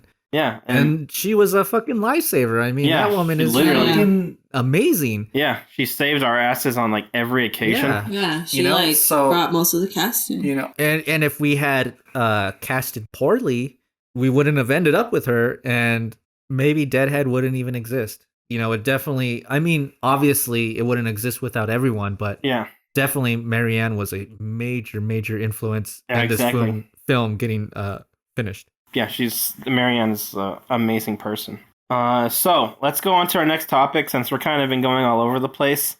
I think I'm going to skip a couple because we've kind of touched on some of these. Oh, I thought this was a two-parter, bro. We're already at almost an hour and a half. All right, we haven't even got to the second bullet point. Or third bullet point. I'm not even sure which bullet point. You need to start numbering these goddamn bullet points. Even though we're not like going in order, I think what we're saying is pretty like informative to people. Like, I thought you wanted this to be organic. I did. That's something. What are you guys even talking about? I thought I was going to skip something because we've already kind of gone over that. Yeah. Whatever. And then you guys were like, you should number them, but that makes it less organic. Well, if they're numbered, I can keep track easily. Like, it's hard. Well, I'm trying to keep track of what we talked about in relation to what we've already said on the podcast. I'm not smart enough to read. I'm pretty, dude. If I can do it, trust me. If that's the point, We've basically gone through a lot of them already. That's literally what I just said. Well, you didn't say it like how He literally just said that. Literally, almost the exact same words that you used. I'm just noticing that on bullet points I have summarized it other better. points to make. Margarita. I want to know what love is. I want you to show me. Oh, that song. I want to feel what love is. You don't know that song? I know the song. I don't know the I want words. you to show me. I'm not gonna show you anything. Aw. Don't sing, you Sorry. suck. Oh, I sang good yesterday. At least Yeah, let's hear a little You piece. saw it on the group chat. What is your song? Hi, chancla. Ay, beans and rice. Frijoles. Sorry. Y tu mamá también. No, I'm just kidding. I'm getting drunk because I literally have no idea what I was just Yeah. singing. Yeah, I'm pretty drunk too. I was You like, said- what am I You doing? said frijoles. Okay. That should be What I alright. want to go into next is do we have any future projects that we are looking forward to starting? So that doesn't mean Wait, finishing. did we just skip 3 previous projects? Yeah. Oh, I guess you want to go into describing them in more detail? Yeah, because it was like the takeaways from them, right? Yeah.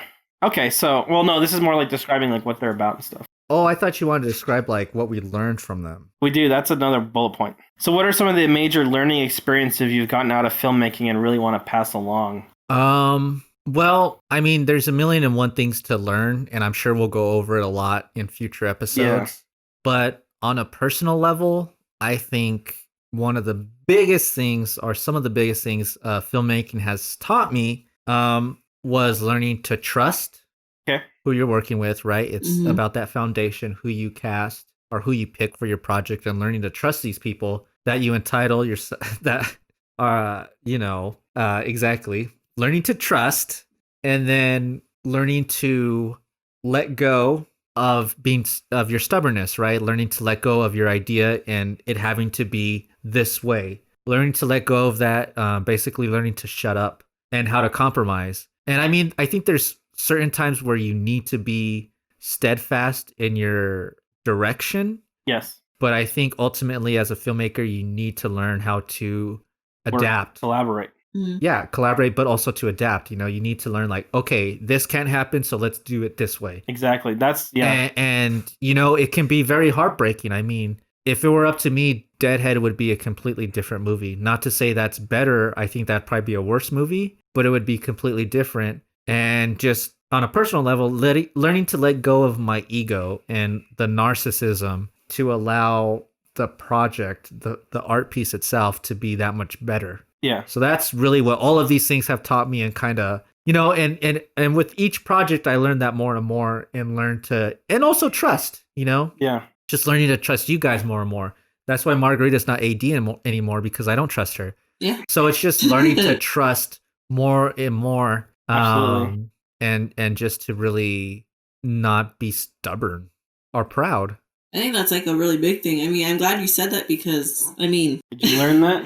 no, I didn't But learn you're that. happy he learned that because it bothered you. Yeah, because I mean, throughout the movie, like, if we're being honest, it's like a lot of the time, even though Tom did listen, I did think Tom listened, and I know you Oh listened, shit! but I feel like here it comes. you didn't listen. Like, you knew what you wanted, and that's what you wanted, Yeah. and that was Definitely. your thing. And then Tom did listen, and he said he'll figure it out. But I'm definitely He more never stubborn. really I'm definitely. did. And you tell me what you think. I think Yeah. I would say I'm definitely harder to work with out of the Yes. two of us. Well, I think you guys both had like an equal amount of like difficulty to We were work with. equally hard. Yes. High five, buddy! Ow! But yeah, you guys I don't worked get hard because anymore. like I had a baby. because even though Never like, again. even though like Tom It betrayed me. Permanent ED. like even though Tom listened, it almost felt like unless it went you listened to like how Tom was saying and stuff, then it would have all worked out. You guys were like one person when it came to like this movie, like That's because why you we're guys were twin like shadows. you guys Yeah. were co-directors, you know. Yeah. So like if I told Tom like Steven's being a total douche, can you fix that? And he'll be like, sure. But Steven's like, nah, I'm still gonna be a douche. He can't do anything. Well, if you told Tom that, he never mentioned it to me. No, I never said that. I'm just saying. Well, if like, you would have an told that to me, example. I would have been like, "You're being a bitch." Well, that's something that I was gonna say. Like, what I learned is Yeah, that, if you would have told me that, I would have been like, you know what, Tom's fucking, he's going through a lot. Shut the fuck up. Tell whoever to shut the fuck up.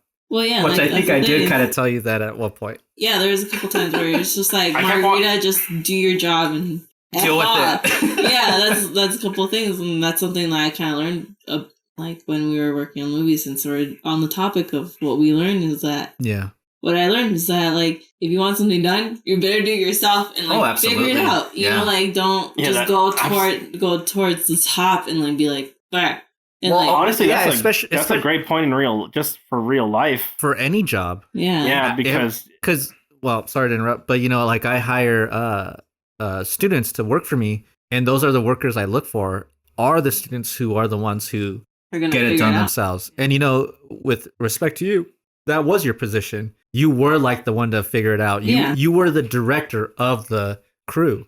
Yeah, Yeah, which You know, is you like, were like the head honcho. which head is like honcho. around like the end of or not end, but like when I figured out what it was, it's just like, okay, well, I'm gonna do this, I'm gonna do that. Yeah. And I'm just gonna try to like not take over, but like get into like people's jobs and like figure out what they need and stuff. But it was also really hard because like we said before, we're amateurs. I didn't know Oh, yeah. any better. Yeah, of course. You I mean, know, like, tons of learning experience. I thought like being an AD, like because I mean I've been stage manager like a couple times in Yeah. theater, but like since I had a director that wanted to have as much control as possible, Like, I over went everything. towards them. So like learning from that, I thought going towards you guys was the best solution. And when you guys didn't give me a solution, I got frustrated. I was like, I don't know what to do with these people. Yeah. You know? Well, you know, also with that, I don't think it was physically possible for us to be able to address everything. Like, I don't know about theater, and I don't want to say we had more responsibilities. Yeah. But with that said, we're not like trained directors like you've been working with. You know, we haven't worked on thousands of projects like I'm sure they have. Yeah. And so, like, just coming at us like with stupid shit like, wardrobe can't find the hairband she was wearing. It's like, I don't fucking know why. Don't fucking bring this to me. I don't need to know this. You Right. guys figure that shit out on your own. Yeah, Like, Yeah. do not you bring and the this. wardrobe person, or get some PAs, fucking find the hairband. Yeah, like, Yeah. don't let me explain to you how to solve this mystery box. Exactly. You know, because you're gonna bring Hellraiser out. Like, Yeah, well, Figure this shit out Well, on yeah, your because I want to interject a little bit there because I was like, there's a point where we do need to answer everything, but when shit like that was happening, no. No. But Yeah. if it was like, what color hairband, you could come to us and we could be just like red or whatever we have. yeah, Something yeah, like yeah. that's fine. And also the problem is that stuff stopped becoming fine because we started getting pulled away from directing in a lot of ways in Yeah. some days. Where you were doing the camera, I was doing the camera, Yeah. we were helping with lighting, we were holding things, we were doing like there were days where it was like, well, Tom, you're the director, aren't you? And I was like, well, I have to hold this fill card all day. So I'm going to be holding this fill card all day. Also, with that said, you know, in my end, when I was getting really mad, is like the hair tie thing that didn't exist, but It's an hypothetical. example. Is like, it says it in the script. We already talked about it with wardrobe. You should fucking know if you listened what fucking color hair tie you want. Right, exactly. So again, like, I'm trying to direct my actor or actress in this intense scene. Don't fucking bring this to me because we're really not there in that headspace. Get the fuck out of here. You guys should have known that. Yeah, but like, But I of think course when you it- can't do that because Yeah. they're still like, well, I don't. So tough luck, dick. Tell me which hair tie. Yeah, like it's kind of like when you go into like making movies and you're like an amateur, you expect. I mean, you don't expect it, but once you get into that headspace where you know your job, you Yeah. expect people to know their job. Oh, absolutely. They have to, right? No, but like that's the thing is, but we're amateurs. Like especially us, most of us, or like none of us were like ever in like a movie setting. No, yeah, but what I mean is they have to is like, if you guys, I mean, like, as amateur as we all were, I think everyone did pretty good. No, And yeah. and if you guys didn't know your job at all, me and Tom wouldn't have been able to fill in. I mean, we could fill in like a couple positions as we did, Yeah. but I think anything more than four, like four us filling in for 4 positions, we're doing a shitty job. yeah, Anything more than us filling in for 4 positions, we completely break down. Yeah, Mhm. exactly. You know. it was hard. So That's for then, sure. let me ask you: did have Tom and I improved as filmmakers in the way we handle things, like with compromise? Oh yeah, I think it like I saw it like within like the job, let's say. because you guys had like a specific view. You guys learned, I think, a lot. I mean, like, I think you remember stuff more when you get so frustrated, like emotions go into like remembering. So remembering what happened in Deadhead coming into the jog, I felt like you guys are all like, okay, you have this, this, this, this, and this. Those are your jobs. Do it or fine. And I think that's what improved, is that knowing what people's jobs were, and if there wasn't someone there, you'd find someone to fill in. And not like make someone who's like, let's say I was doing cooking for the jog. Yeah.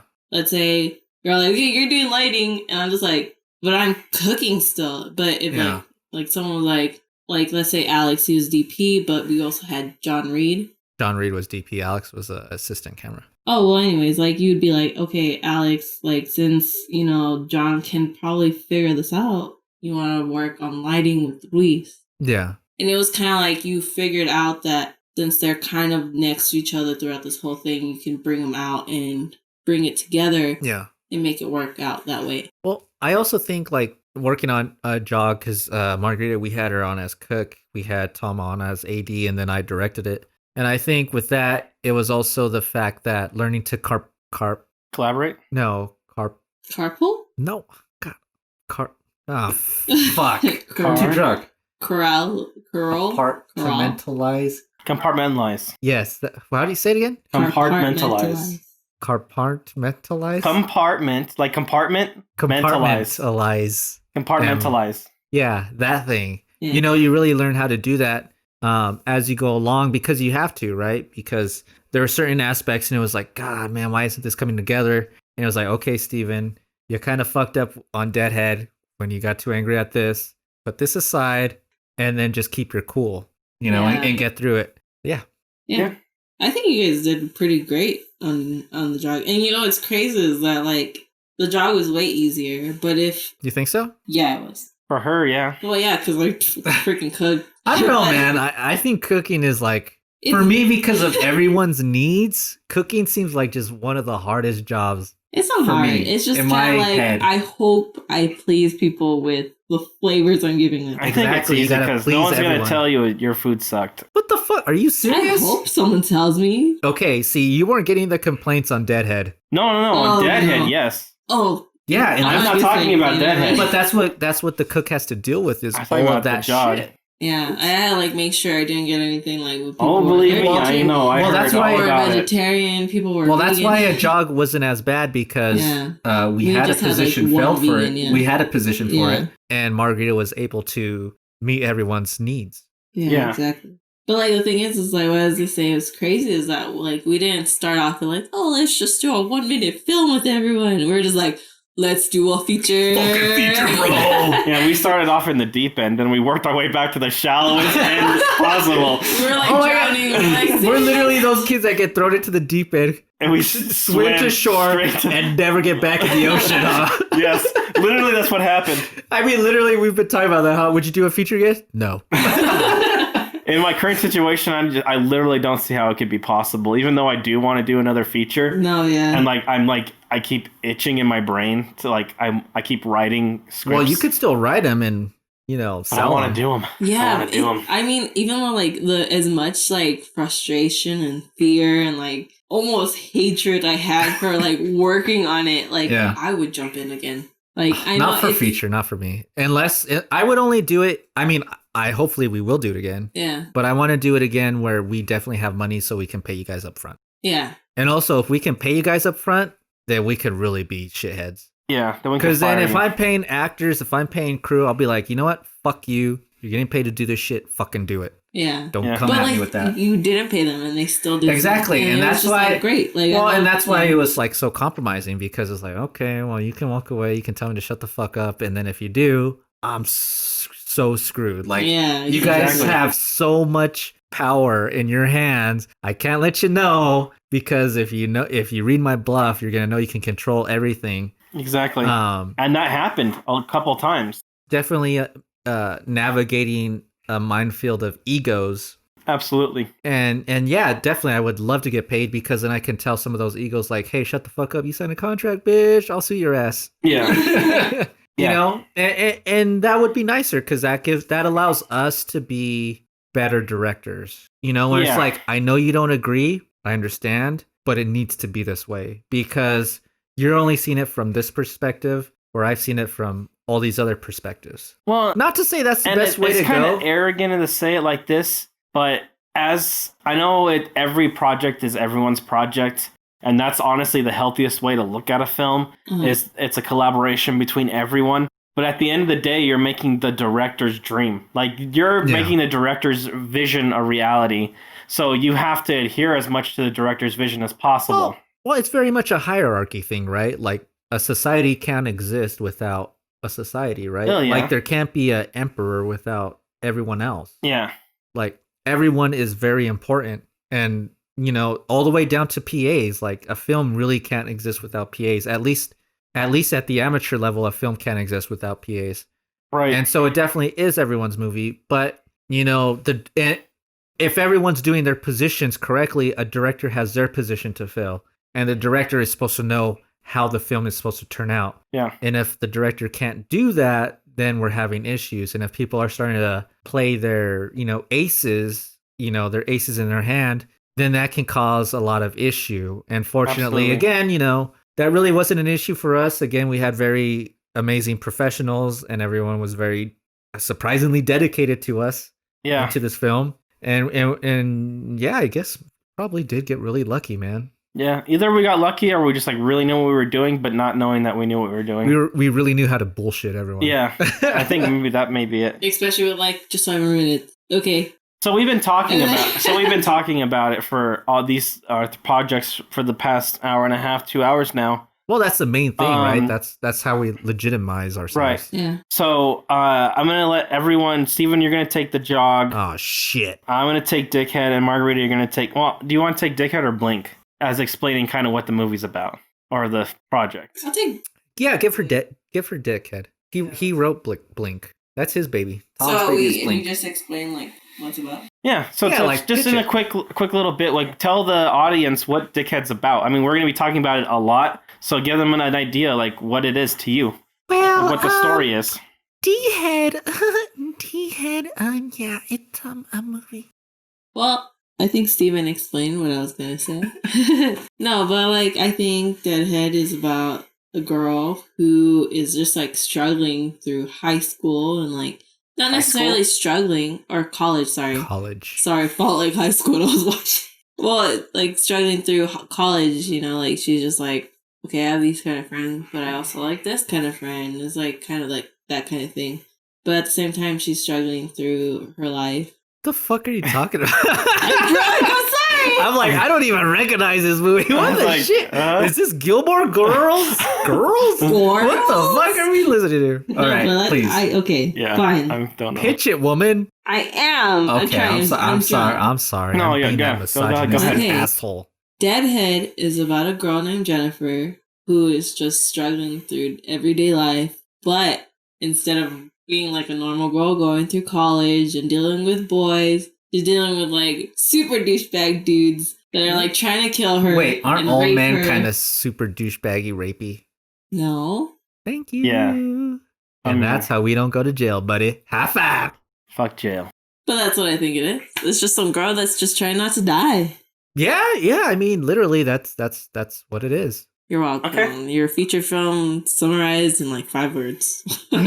All right, bitch don't want to die. Jog at Night. What's it about? Well, A Jog at Night is essentially about an insomniac that goes for a jog very late at night in the mountains, and as she's jogging, she can feel something or someone stalking her, and so she runs back home. It's essentially kind of a play on Red Riding Hood, and then when I wrote the story, it actually was during Deadhead. I think we were in the writing process of Deadhead. And, that was probably the hardest or most hours spent for me, at least, was writing Dickhead.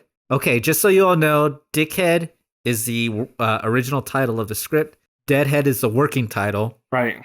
Because Dickhead is kind of offensive and marketing dickheads is a little difficult. So we'll interchangeably use Dickhead and Deadhead. So when we were working on writing Dickhead, I would go for a jog at night to kind of clear my head and try to get refocused. And I remember I went for a jog like around 2 or 3 in the morning. And I was just running around the block. And then as I was running, I kind of got spooked, right? Because I was like thinking like scary stories and just thoughts got in my head.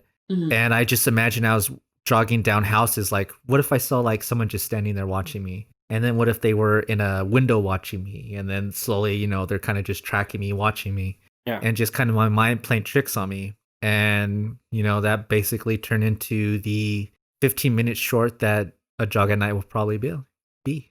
Perfect. So what about blinking? Okay, so Blink is a 1 minute short. We were presented with a challenge to create a 1 minute short film. A challenge by whom? By Filmright. We were presented with this challenge, and I had thought of a lot of different kind of ideas to do a 1 minute film, and I kind of wanted to do the last minute of someone's life. Okay. And the memories that we see the memories that the important moments of his life flashing in front of his eyes. And essentially Blink is a tragic love story about someone that falls in love, is sent to war, is physically and mentally torn apart, and comes home only to lose the person he loves most, and eventually and tragically take his own life. I thought you were going to start crying there, but it was just a burp. And it was just a burp. And that's the whole story. I mean, that's literally spoilers. But it's 1 minute. You weren't supposed to spoil it, Tom. Just describe it. Although I think literally that description was longer than the short. It literally is. You could watch Blink probably 3 times by the time I described it to you. But it's just to me, it's just a really beautiful short story about a guy that falls in love and then is torn apart by the horrors of reality and war, and comes home to never be able to put the pieces back together. Yeah, I mean, it's a very important story because it talks about just what we put soldiers, but really what we put human beings through. Yeah. You know, it doesn't matter if you're a fucking soldier or not. Like, you're still a human being, and they see stuff that no human being should ever see. And just how, even though they might not be on the battlefield, they just, that shit just doesn't leave. Yeah. You know, so maybe it wasn't the best movie short for Film Riot. I mean, I'm sure we'll talk about this in the future, but, you know, Yes. Anyone who's ever seen Film Riot, they're very comedic, lighthearted kind of approach to things. And Blink was the complete opposite of all of that. Yeah, it's dark, it's depressing, it's tragic. Yeah, but it's true, you know, like, yeah, exactly. Some soldiers just never leave the battlefield, no matter if they survive. Right. So that's kind of well, thanks for listening. Talk to you all later. Oh, we got some more stuff to talk about, but yeah.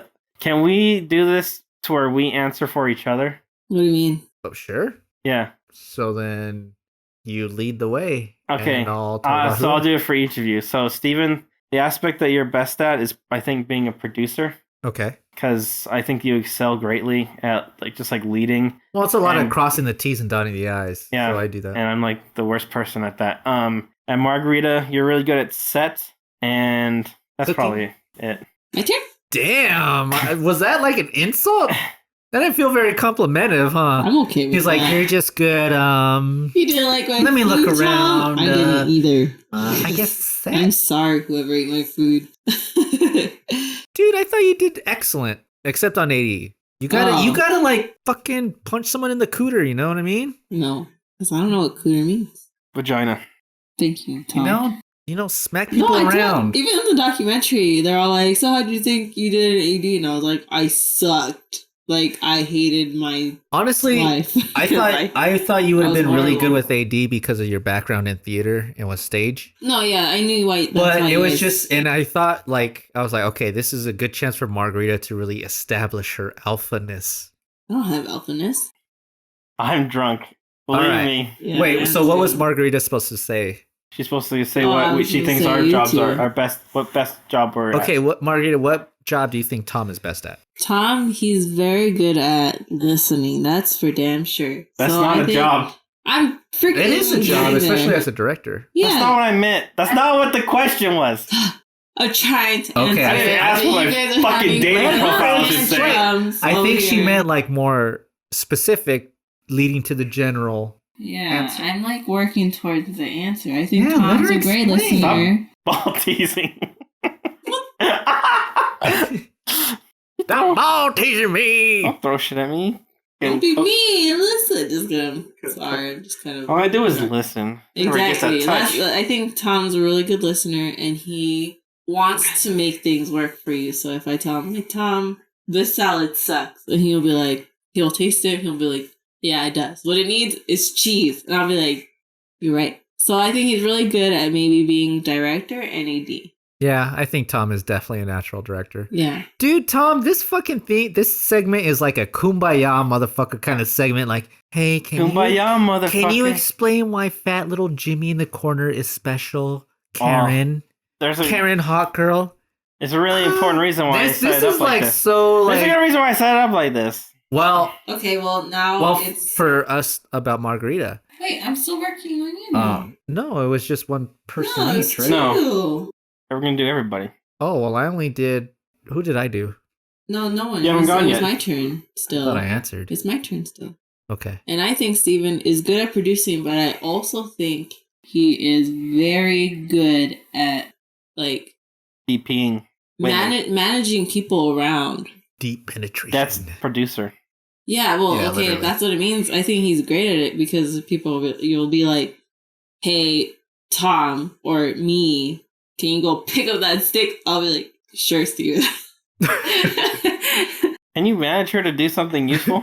Well, that's why if we do another project that you lead, I either want to do like producing or cinematography, Tom. Yeah, definitely. You have an amazing eye. Like, just produce you. You're really good. I think you're a really good cinematographer. But I think that you would honestly I don't know how you are on sets that I haven't been on. I feel like you would just be bored just being DP or something. Oh no, dude! DP is one of the hardest jobs on the amateur film set because they're doing is constantly running around and you have to figure out how the hell the scene's gonna work. Yeah, you gotta figure out how the scenes built up, and then you have to argue with the director. Like, look, dude, I can totally get this shot, you dumb bastard. Well, like not just that, but like I can get this shot, but it's not gonna light properly. Your lighting guy can't do this properly. Your audio guy has nowhere to go. What do you want to do? You want to get this fucking Y that gets the entire, like, world? Like, a DP really has a lot more responsibilities than just them if they're cognitive of, everyone else's position.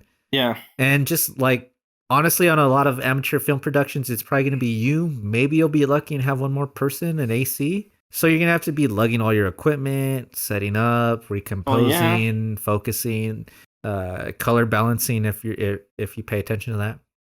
So it's definitely not an easy thing. I don't think you could ever get bored as a DP. I didn't say it was easy, but I feel like not easy, but I don't think you could ever be like. Yeah, there's never really a lot of downtime. No, of course, but what I mean by bored is it's like you just were describing. Like, well, I can't get that shot for you because your lighting guy sucks. Well, that's still for the lighting guy to worry about. Like, if the director needs to worry about the lighting guy, you don't need to worry about the lighting guy. Well, no, I think if I'm like, I want the shot like this, but you're like, there's no way you can light that, then the director needs to go talk to the lighting guy and figure out why we can't get the light. Well, I think that's a little too oversimplifying it because also I think that's a producer aspect in the sense that if you want to get wides, you need to get the proper lighting equipment. Well, yeah. And if you don't have the proper equipment, you're never going to get a proper exposure because you're going to be using shitty equipment. Yeah. And if your lighting guy's really good, then they'll have creative thoughts and maybe get you close to it. But without the proper gear, there's only so much you can do. You can only use a screwdriver as a hammer in so many situations. I always use a screwdriver as a hammer. You like to screw drive and hammer it in. Well, then if we're talking about good things, Tom, it's still Steven's turn to say what we were good at. Well, I was going to respond. Well, if we're doing both of us doing one person. No, we're doing everybody. Okay. What? I said you're a good producer and DP. Margarita's a good set designer. Yeah, and I said Tom was a good director / AD, and you were a good producer and managing people okay, around. and now it's my turn to go to both of you. Correct. This three-way is very confusing. That's why I'm never invited. Exactly. Put your finger in Margarita's butt. I'll figure it out. You'll figure it out? He's a good listener, so just tell him what you want. That's all I ever want. No one ever wants to, whatever. But Tom's getting really drunk right now. I can see him kind of slowly, like, he's shutting down. Yeah. He's like a computer where they just kind of fade my out. Battery is like slowly, like Terminator, where you see the red dot just get smaller. But I would say Tom really excels at directing I think Tom is just a natural filmmaker. So directing and script writing, I think Tom's really good at. Yeah, script writing for sure. I think some of his scripts are a little too Kevin Smithy at times. What? What does that even mean? But if he could really refine himself, I think he could. I mean, honestly, dude, I think you're a really great storyteller. Yeah, that's for sure. You know how to word things very well. And I think you're just I mean, like I said, part of the reason why the main reason I got into filmmaking, at least at this intensity, is because of you. Because you are a natural filmmaker. And then Margarita, you're kind of like the heart and soul of everyone. That's why I think you're such a good AD. I even rolled my eyes. I was like, well, listen.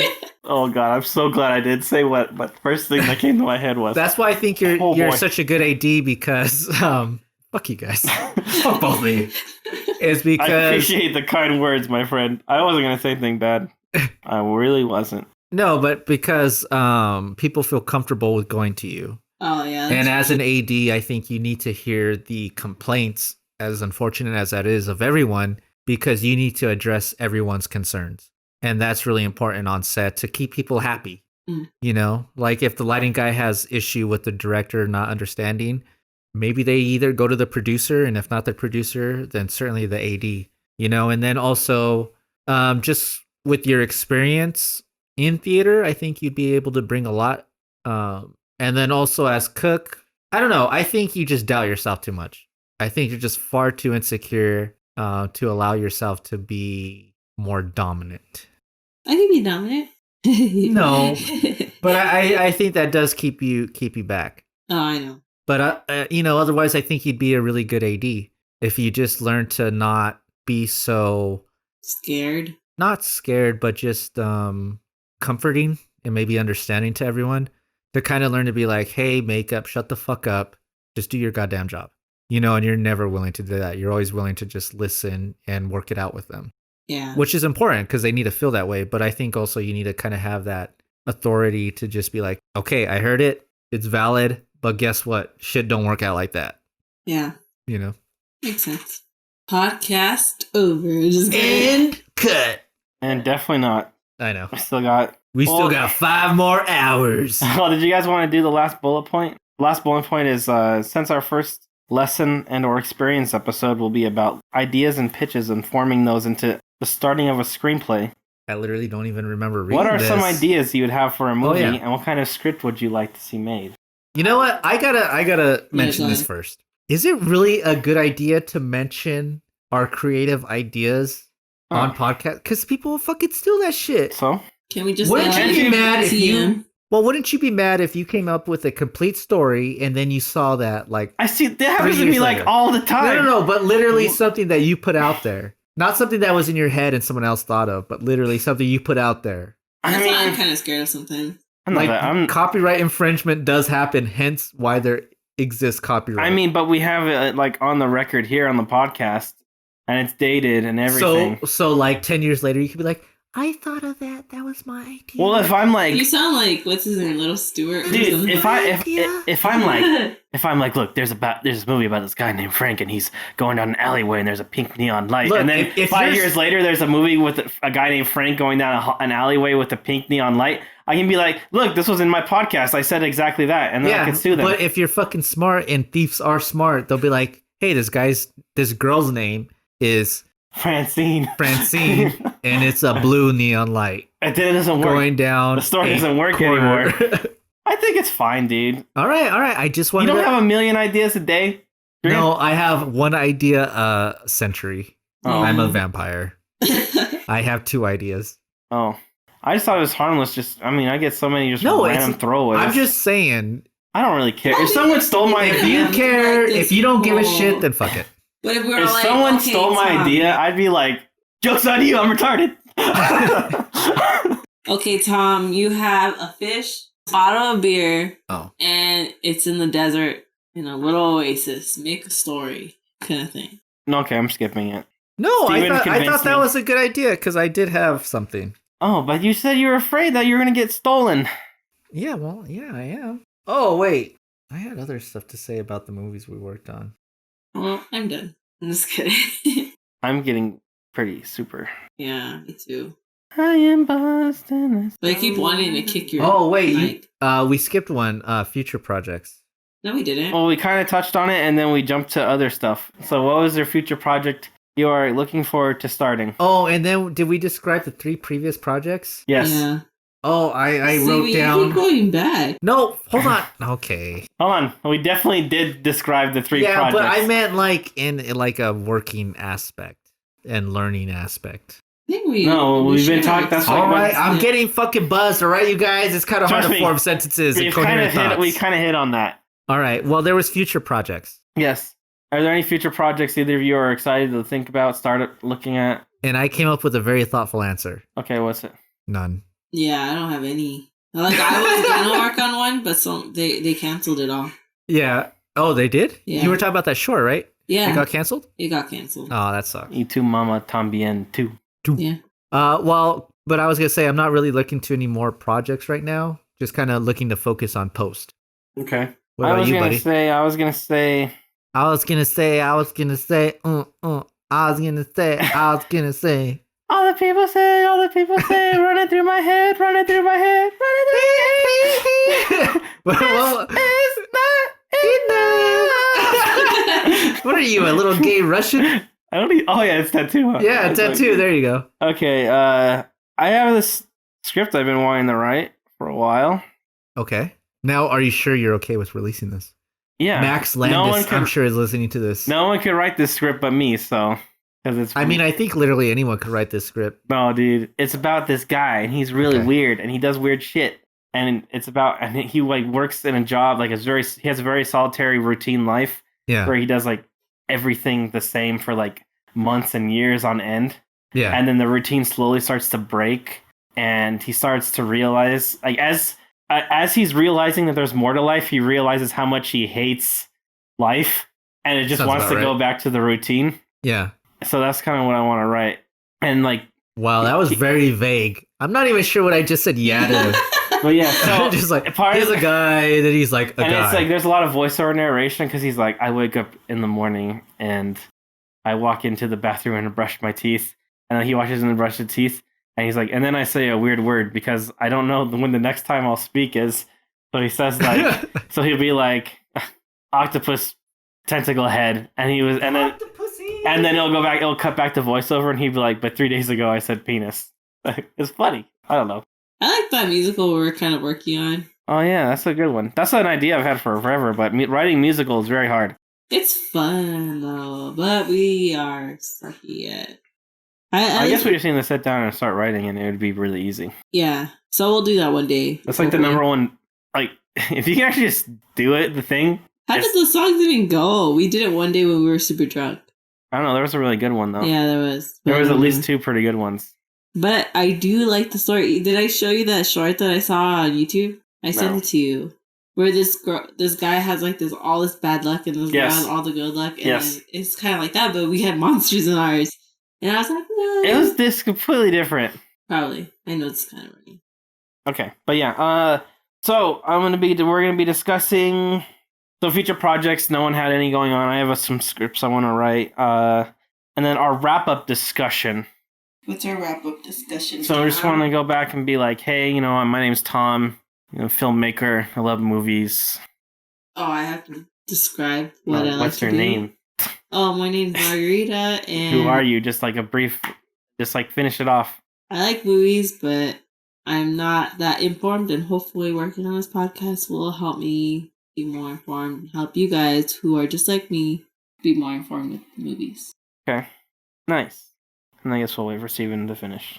At first I was petrified, thinking I could never live without you by my side. And then I spent so many nights thinking how you did me wrong. And I was strong, and I learned how to get on. And now you're back from outer space. Steven's back. Sorry it took so long. I had to poop. It's okay. That was fast for you. I'm proud of you. Was Making strides. Yeah, usually my poops take like An hour. 45 minutes. It makes me uncomfortable Close. With how long I poop? because you're like I can't poop here. I have to wait, and I'm like I could shit in the back of a car if no one really cared. Really? Not You me. can only poop at home? I need a very serene situation where I feel very comfortable and protected. I could poop in like a regular Target restroom just because I feel like I'm like. Oh no, Targets are great places to poop. Oh, But there's also places where you poop and it's like, this is awful. like I mean, it's almost Gas always stations. awful if you poop anywhere, but you gotta shit, dude. I would shit anywhere. It doesn't On bother you? anything. It wouldn't nothing bothers me. I just say things bother me, but really, I'm like a fucking robot. you should watch a really scary movie. Did then. you? Okay, I'm down. Did you know what mention your bothers me? story? Huh? Did you talk about your story? What story? The story you're supposed to come up with. No, we didn't talk about I could talk about You a story did? right now. Like a story you want to make. I mean, Just I like want. random- I could, Oh yeah, we were talking about our musical. How me and Tom were kind of like writing one, but like we both don't know anything about music. So that's it. we wrote like Alright. 2 songs, and writing songs is very hard. Yeah. And then I went poop. Yeah. No, I mean, this is before. Well, I actually, since write I raps don't a want to lot. give away too many of my ideas because I don't Yeah. come up with them as often as the great Tomola. Look, my ideas aren't great. I'm not great. But I did have a Yes, sir. dream that I think would be a really cool movie. Oh, yeah? And it stars Oscar Isaac Mhm. and love then him. 2 other big actors. Dude, it's so weird because I had a dream that we actually worked with Oscar Isaac. Who is Oscar Isaac? He is Poe in And Star you know Wars. the thing, you know what Oh, the best okay. part was? Is he was like completely fine with eating Little Caesars all the time. Oh, I love Little Caesars. He seems like he would be down to eat some Little Caesars. I gotta admit, And like he seems like that kind of guy. he actually hung out with us after sets. In the dream, we were shooting this movie in an apartment Yeah. and we were eating pizza, and like after we had wrapped for the day, he actually stayed and hung out with us. And I remember just waking up thinking like, cheers to exist. Oscar Isaac's my buddy. Because like that was the thing that like depressed me the most, is like none of the actors ever like hung out with us after set. Well, Tom, I have to break this to you, but not many people like us. Oh yeah, That's true. I think you forgot that one factor. that's pretty important, I guess. but the dream was basically the climax of the movie, right? Uh-huh. And so I imagine it's like there's a war somewhere in the Middle East, right? And you have the 2 other characters, and they're pinned down by the enemy, and they're taking lots of fire, and they're pretty much gonna die. Like the enemy is advancing too much on them that they're just not gonna they're hold out. fucked. So then Oscar Isaac is actually able to make it back to base. And instead of waiting out for them to return, he's like, he portrays the hero, right? He takes on that hero masculine American role, like, yeah, fuck everybody, I got this. So he hops on a helicopter and they're like going on this advance to stop the enemy and to help his friends out. But no, that's completely different from what I was thinking was going to happen. yeah, this is actually a really dark story. No, mine was way dark. Sorry. Well, okay. So Oscar Isaac's in this helicopter with the guy, you know, and they're gunning down the enemy and they're taking him out, but boom, an RPG, Yeah, RPG. RGB, an RGB hits him. Oh, red, green, blue. In a big rainbow.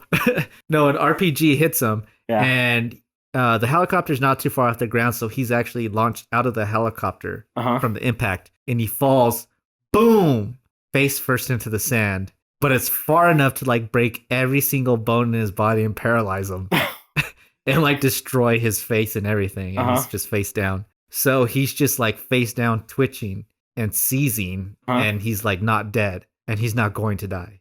Yeah. He's just like suffering It's like that Metallica music incomprehensible video. pain. Metallica music video? Yeah, the one where the guy's like completely paralyzed, but he like is still conscious. I guess, except he's in a lot of pain. Yeah. And he's like seizing from the pain. Yeah. And so the other 2 main characters who end up surviving the battle because they just accomplished this task on their own, Uh-huh. they find him, and just to give him mercy, they like step on his neck and just blow a bullet hole into his head. Uh-huh.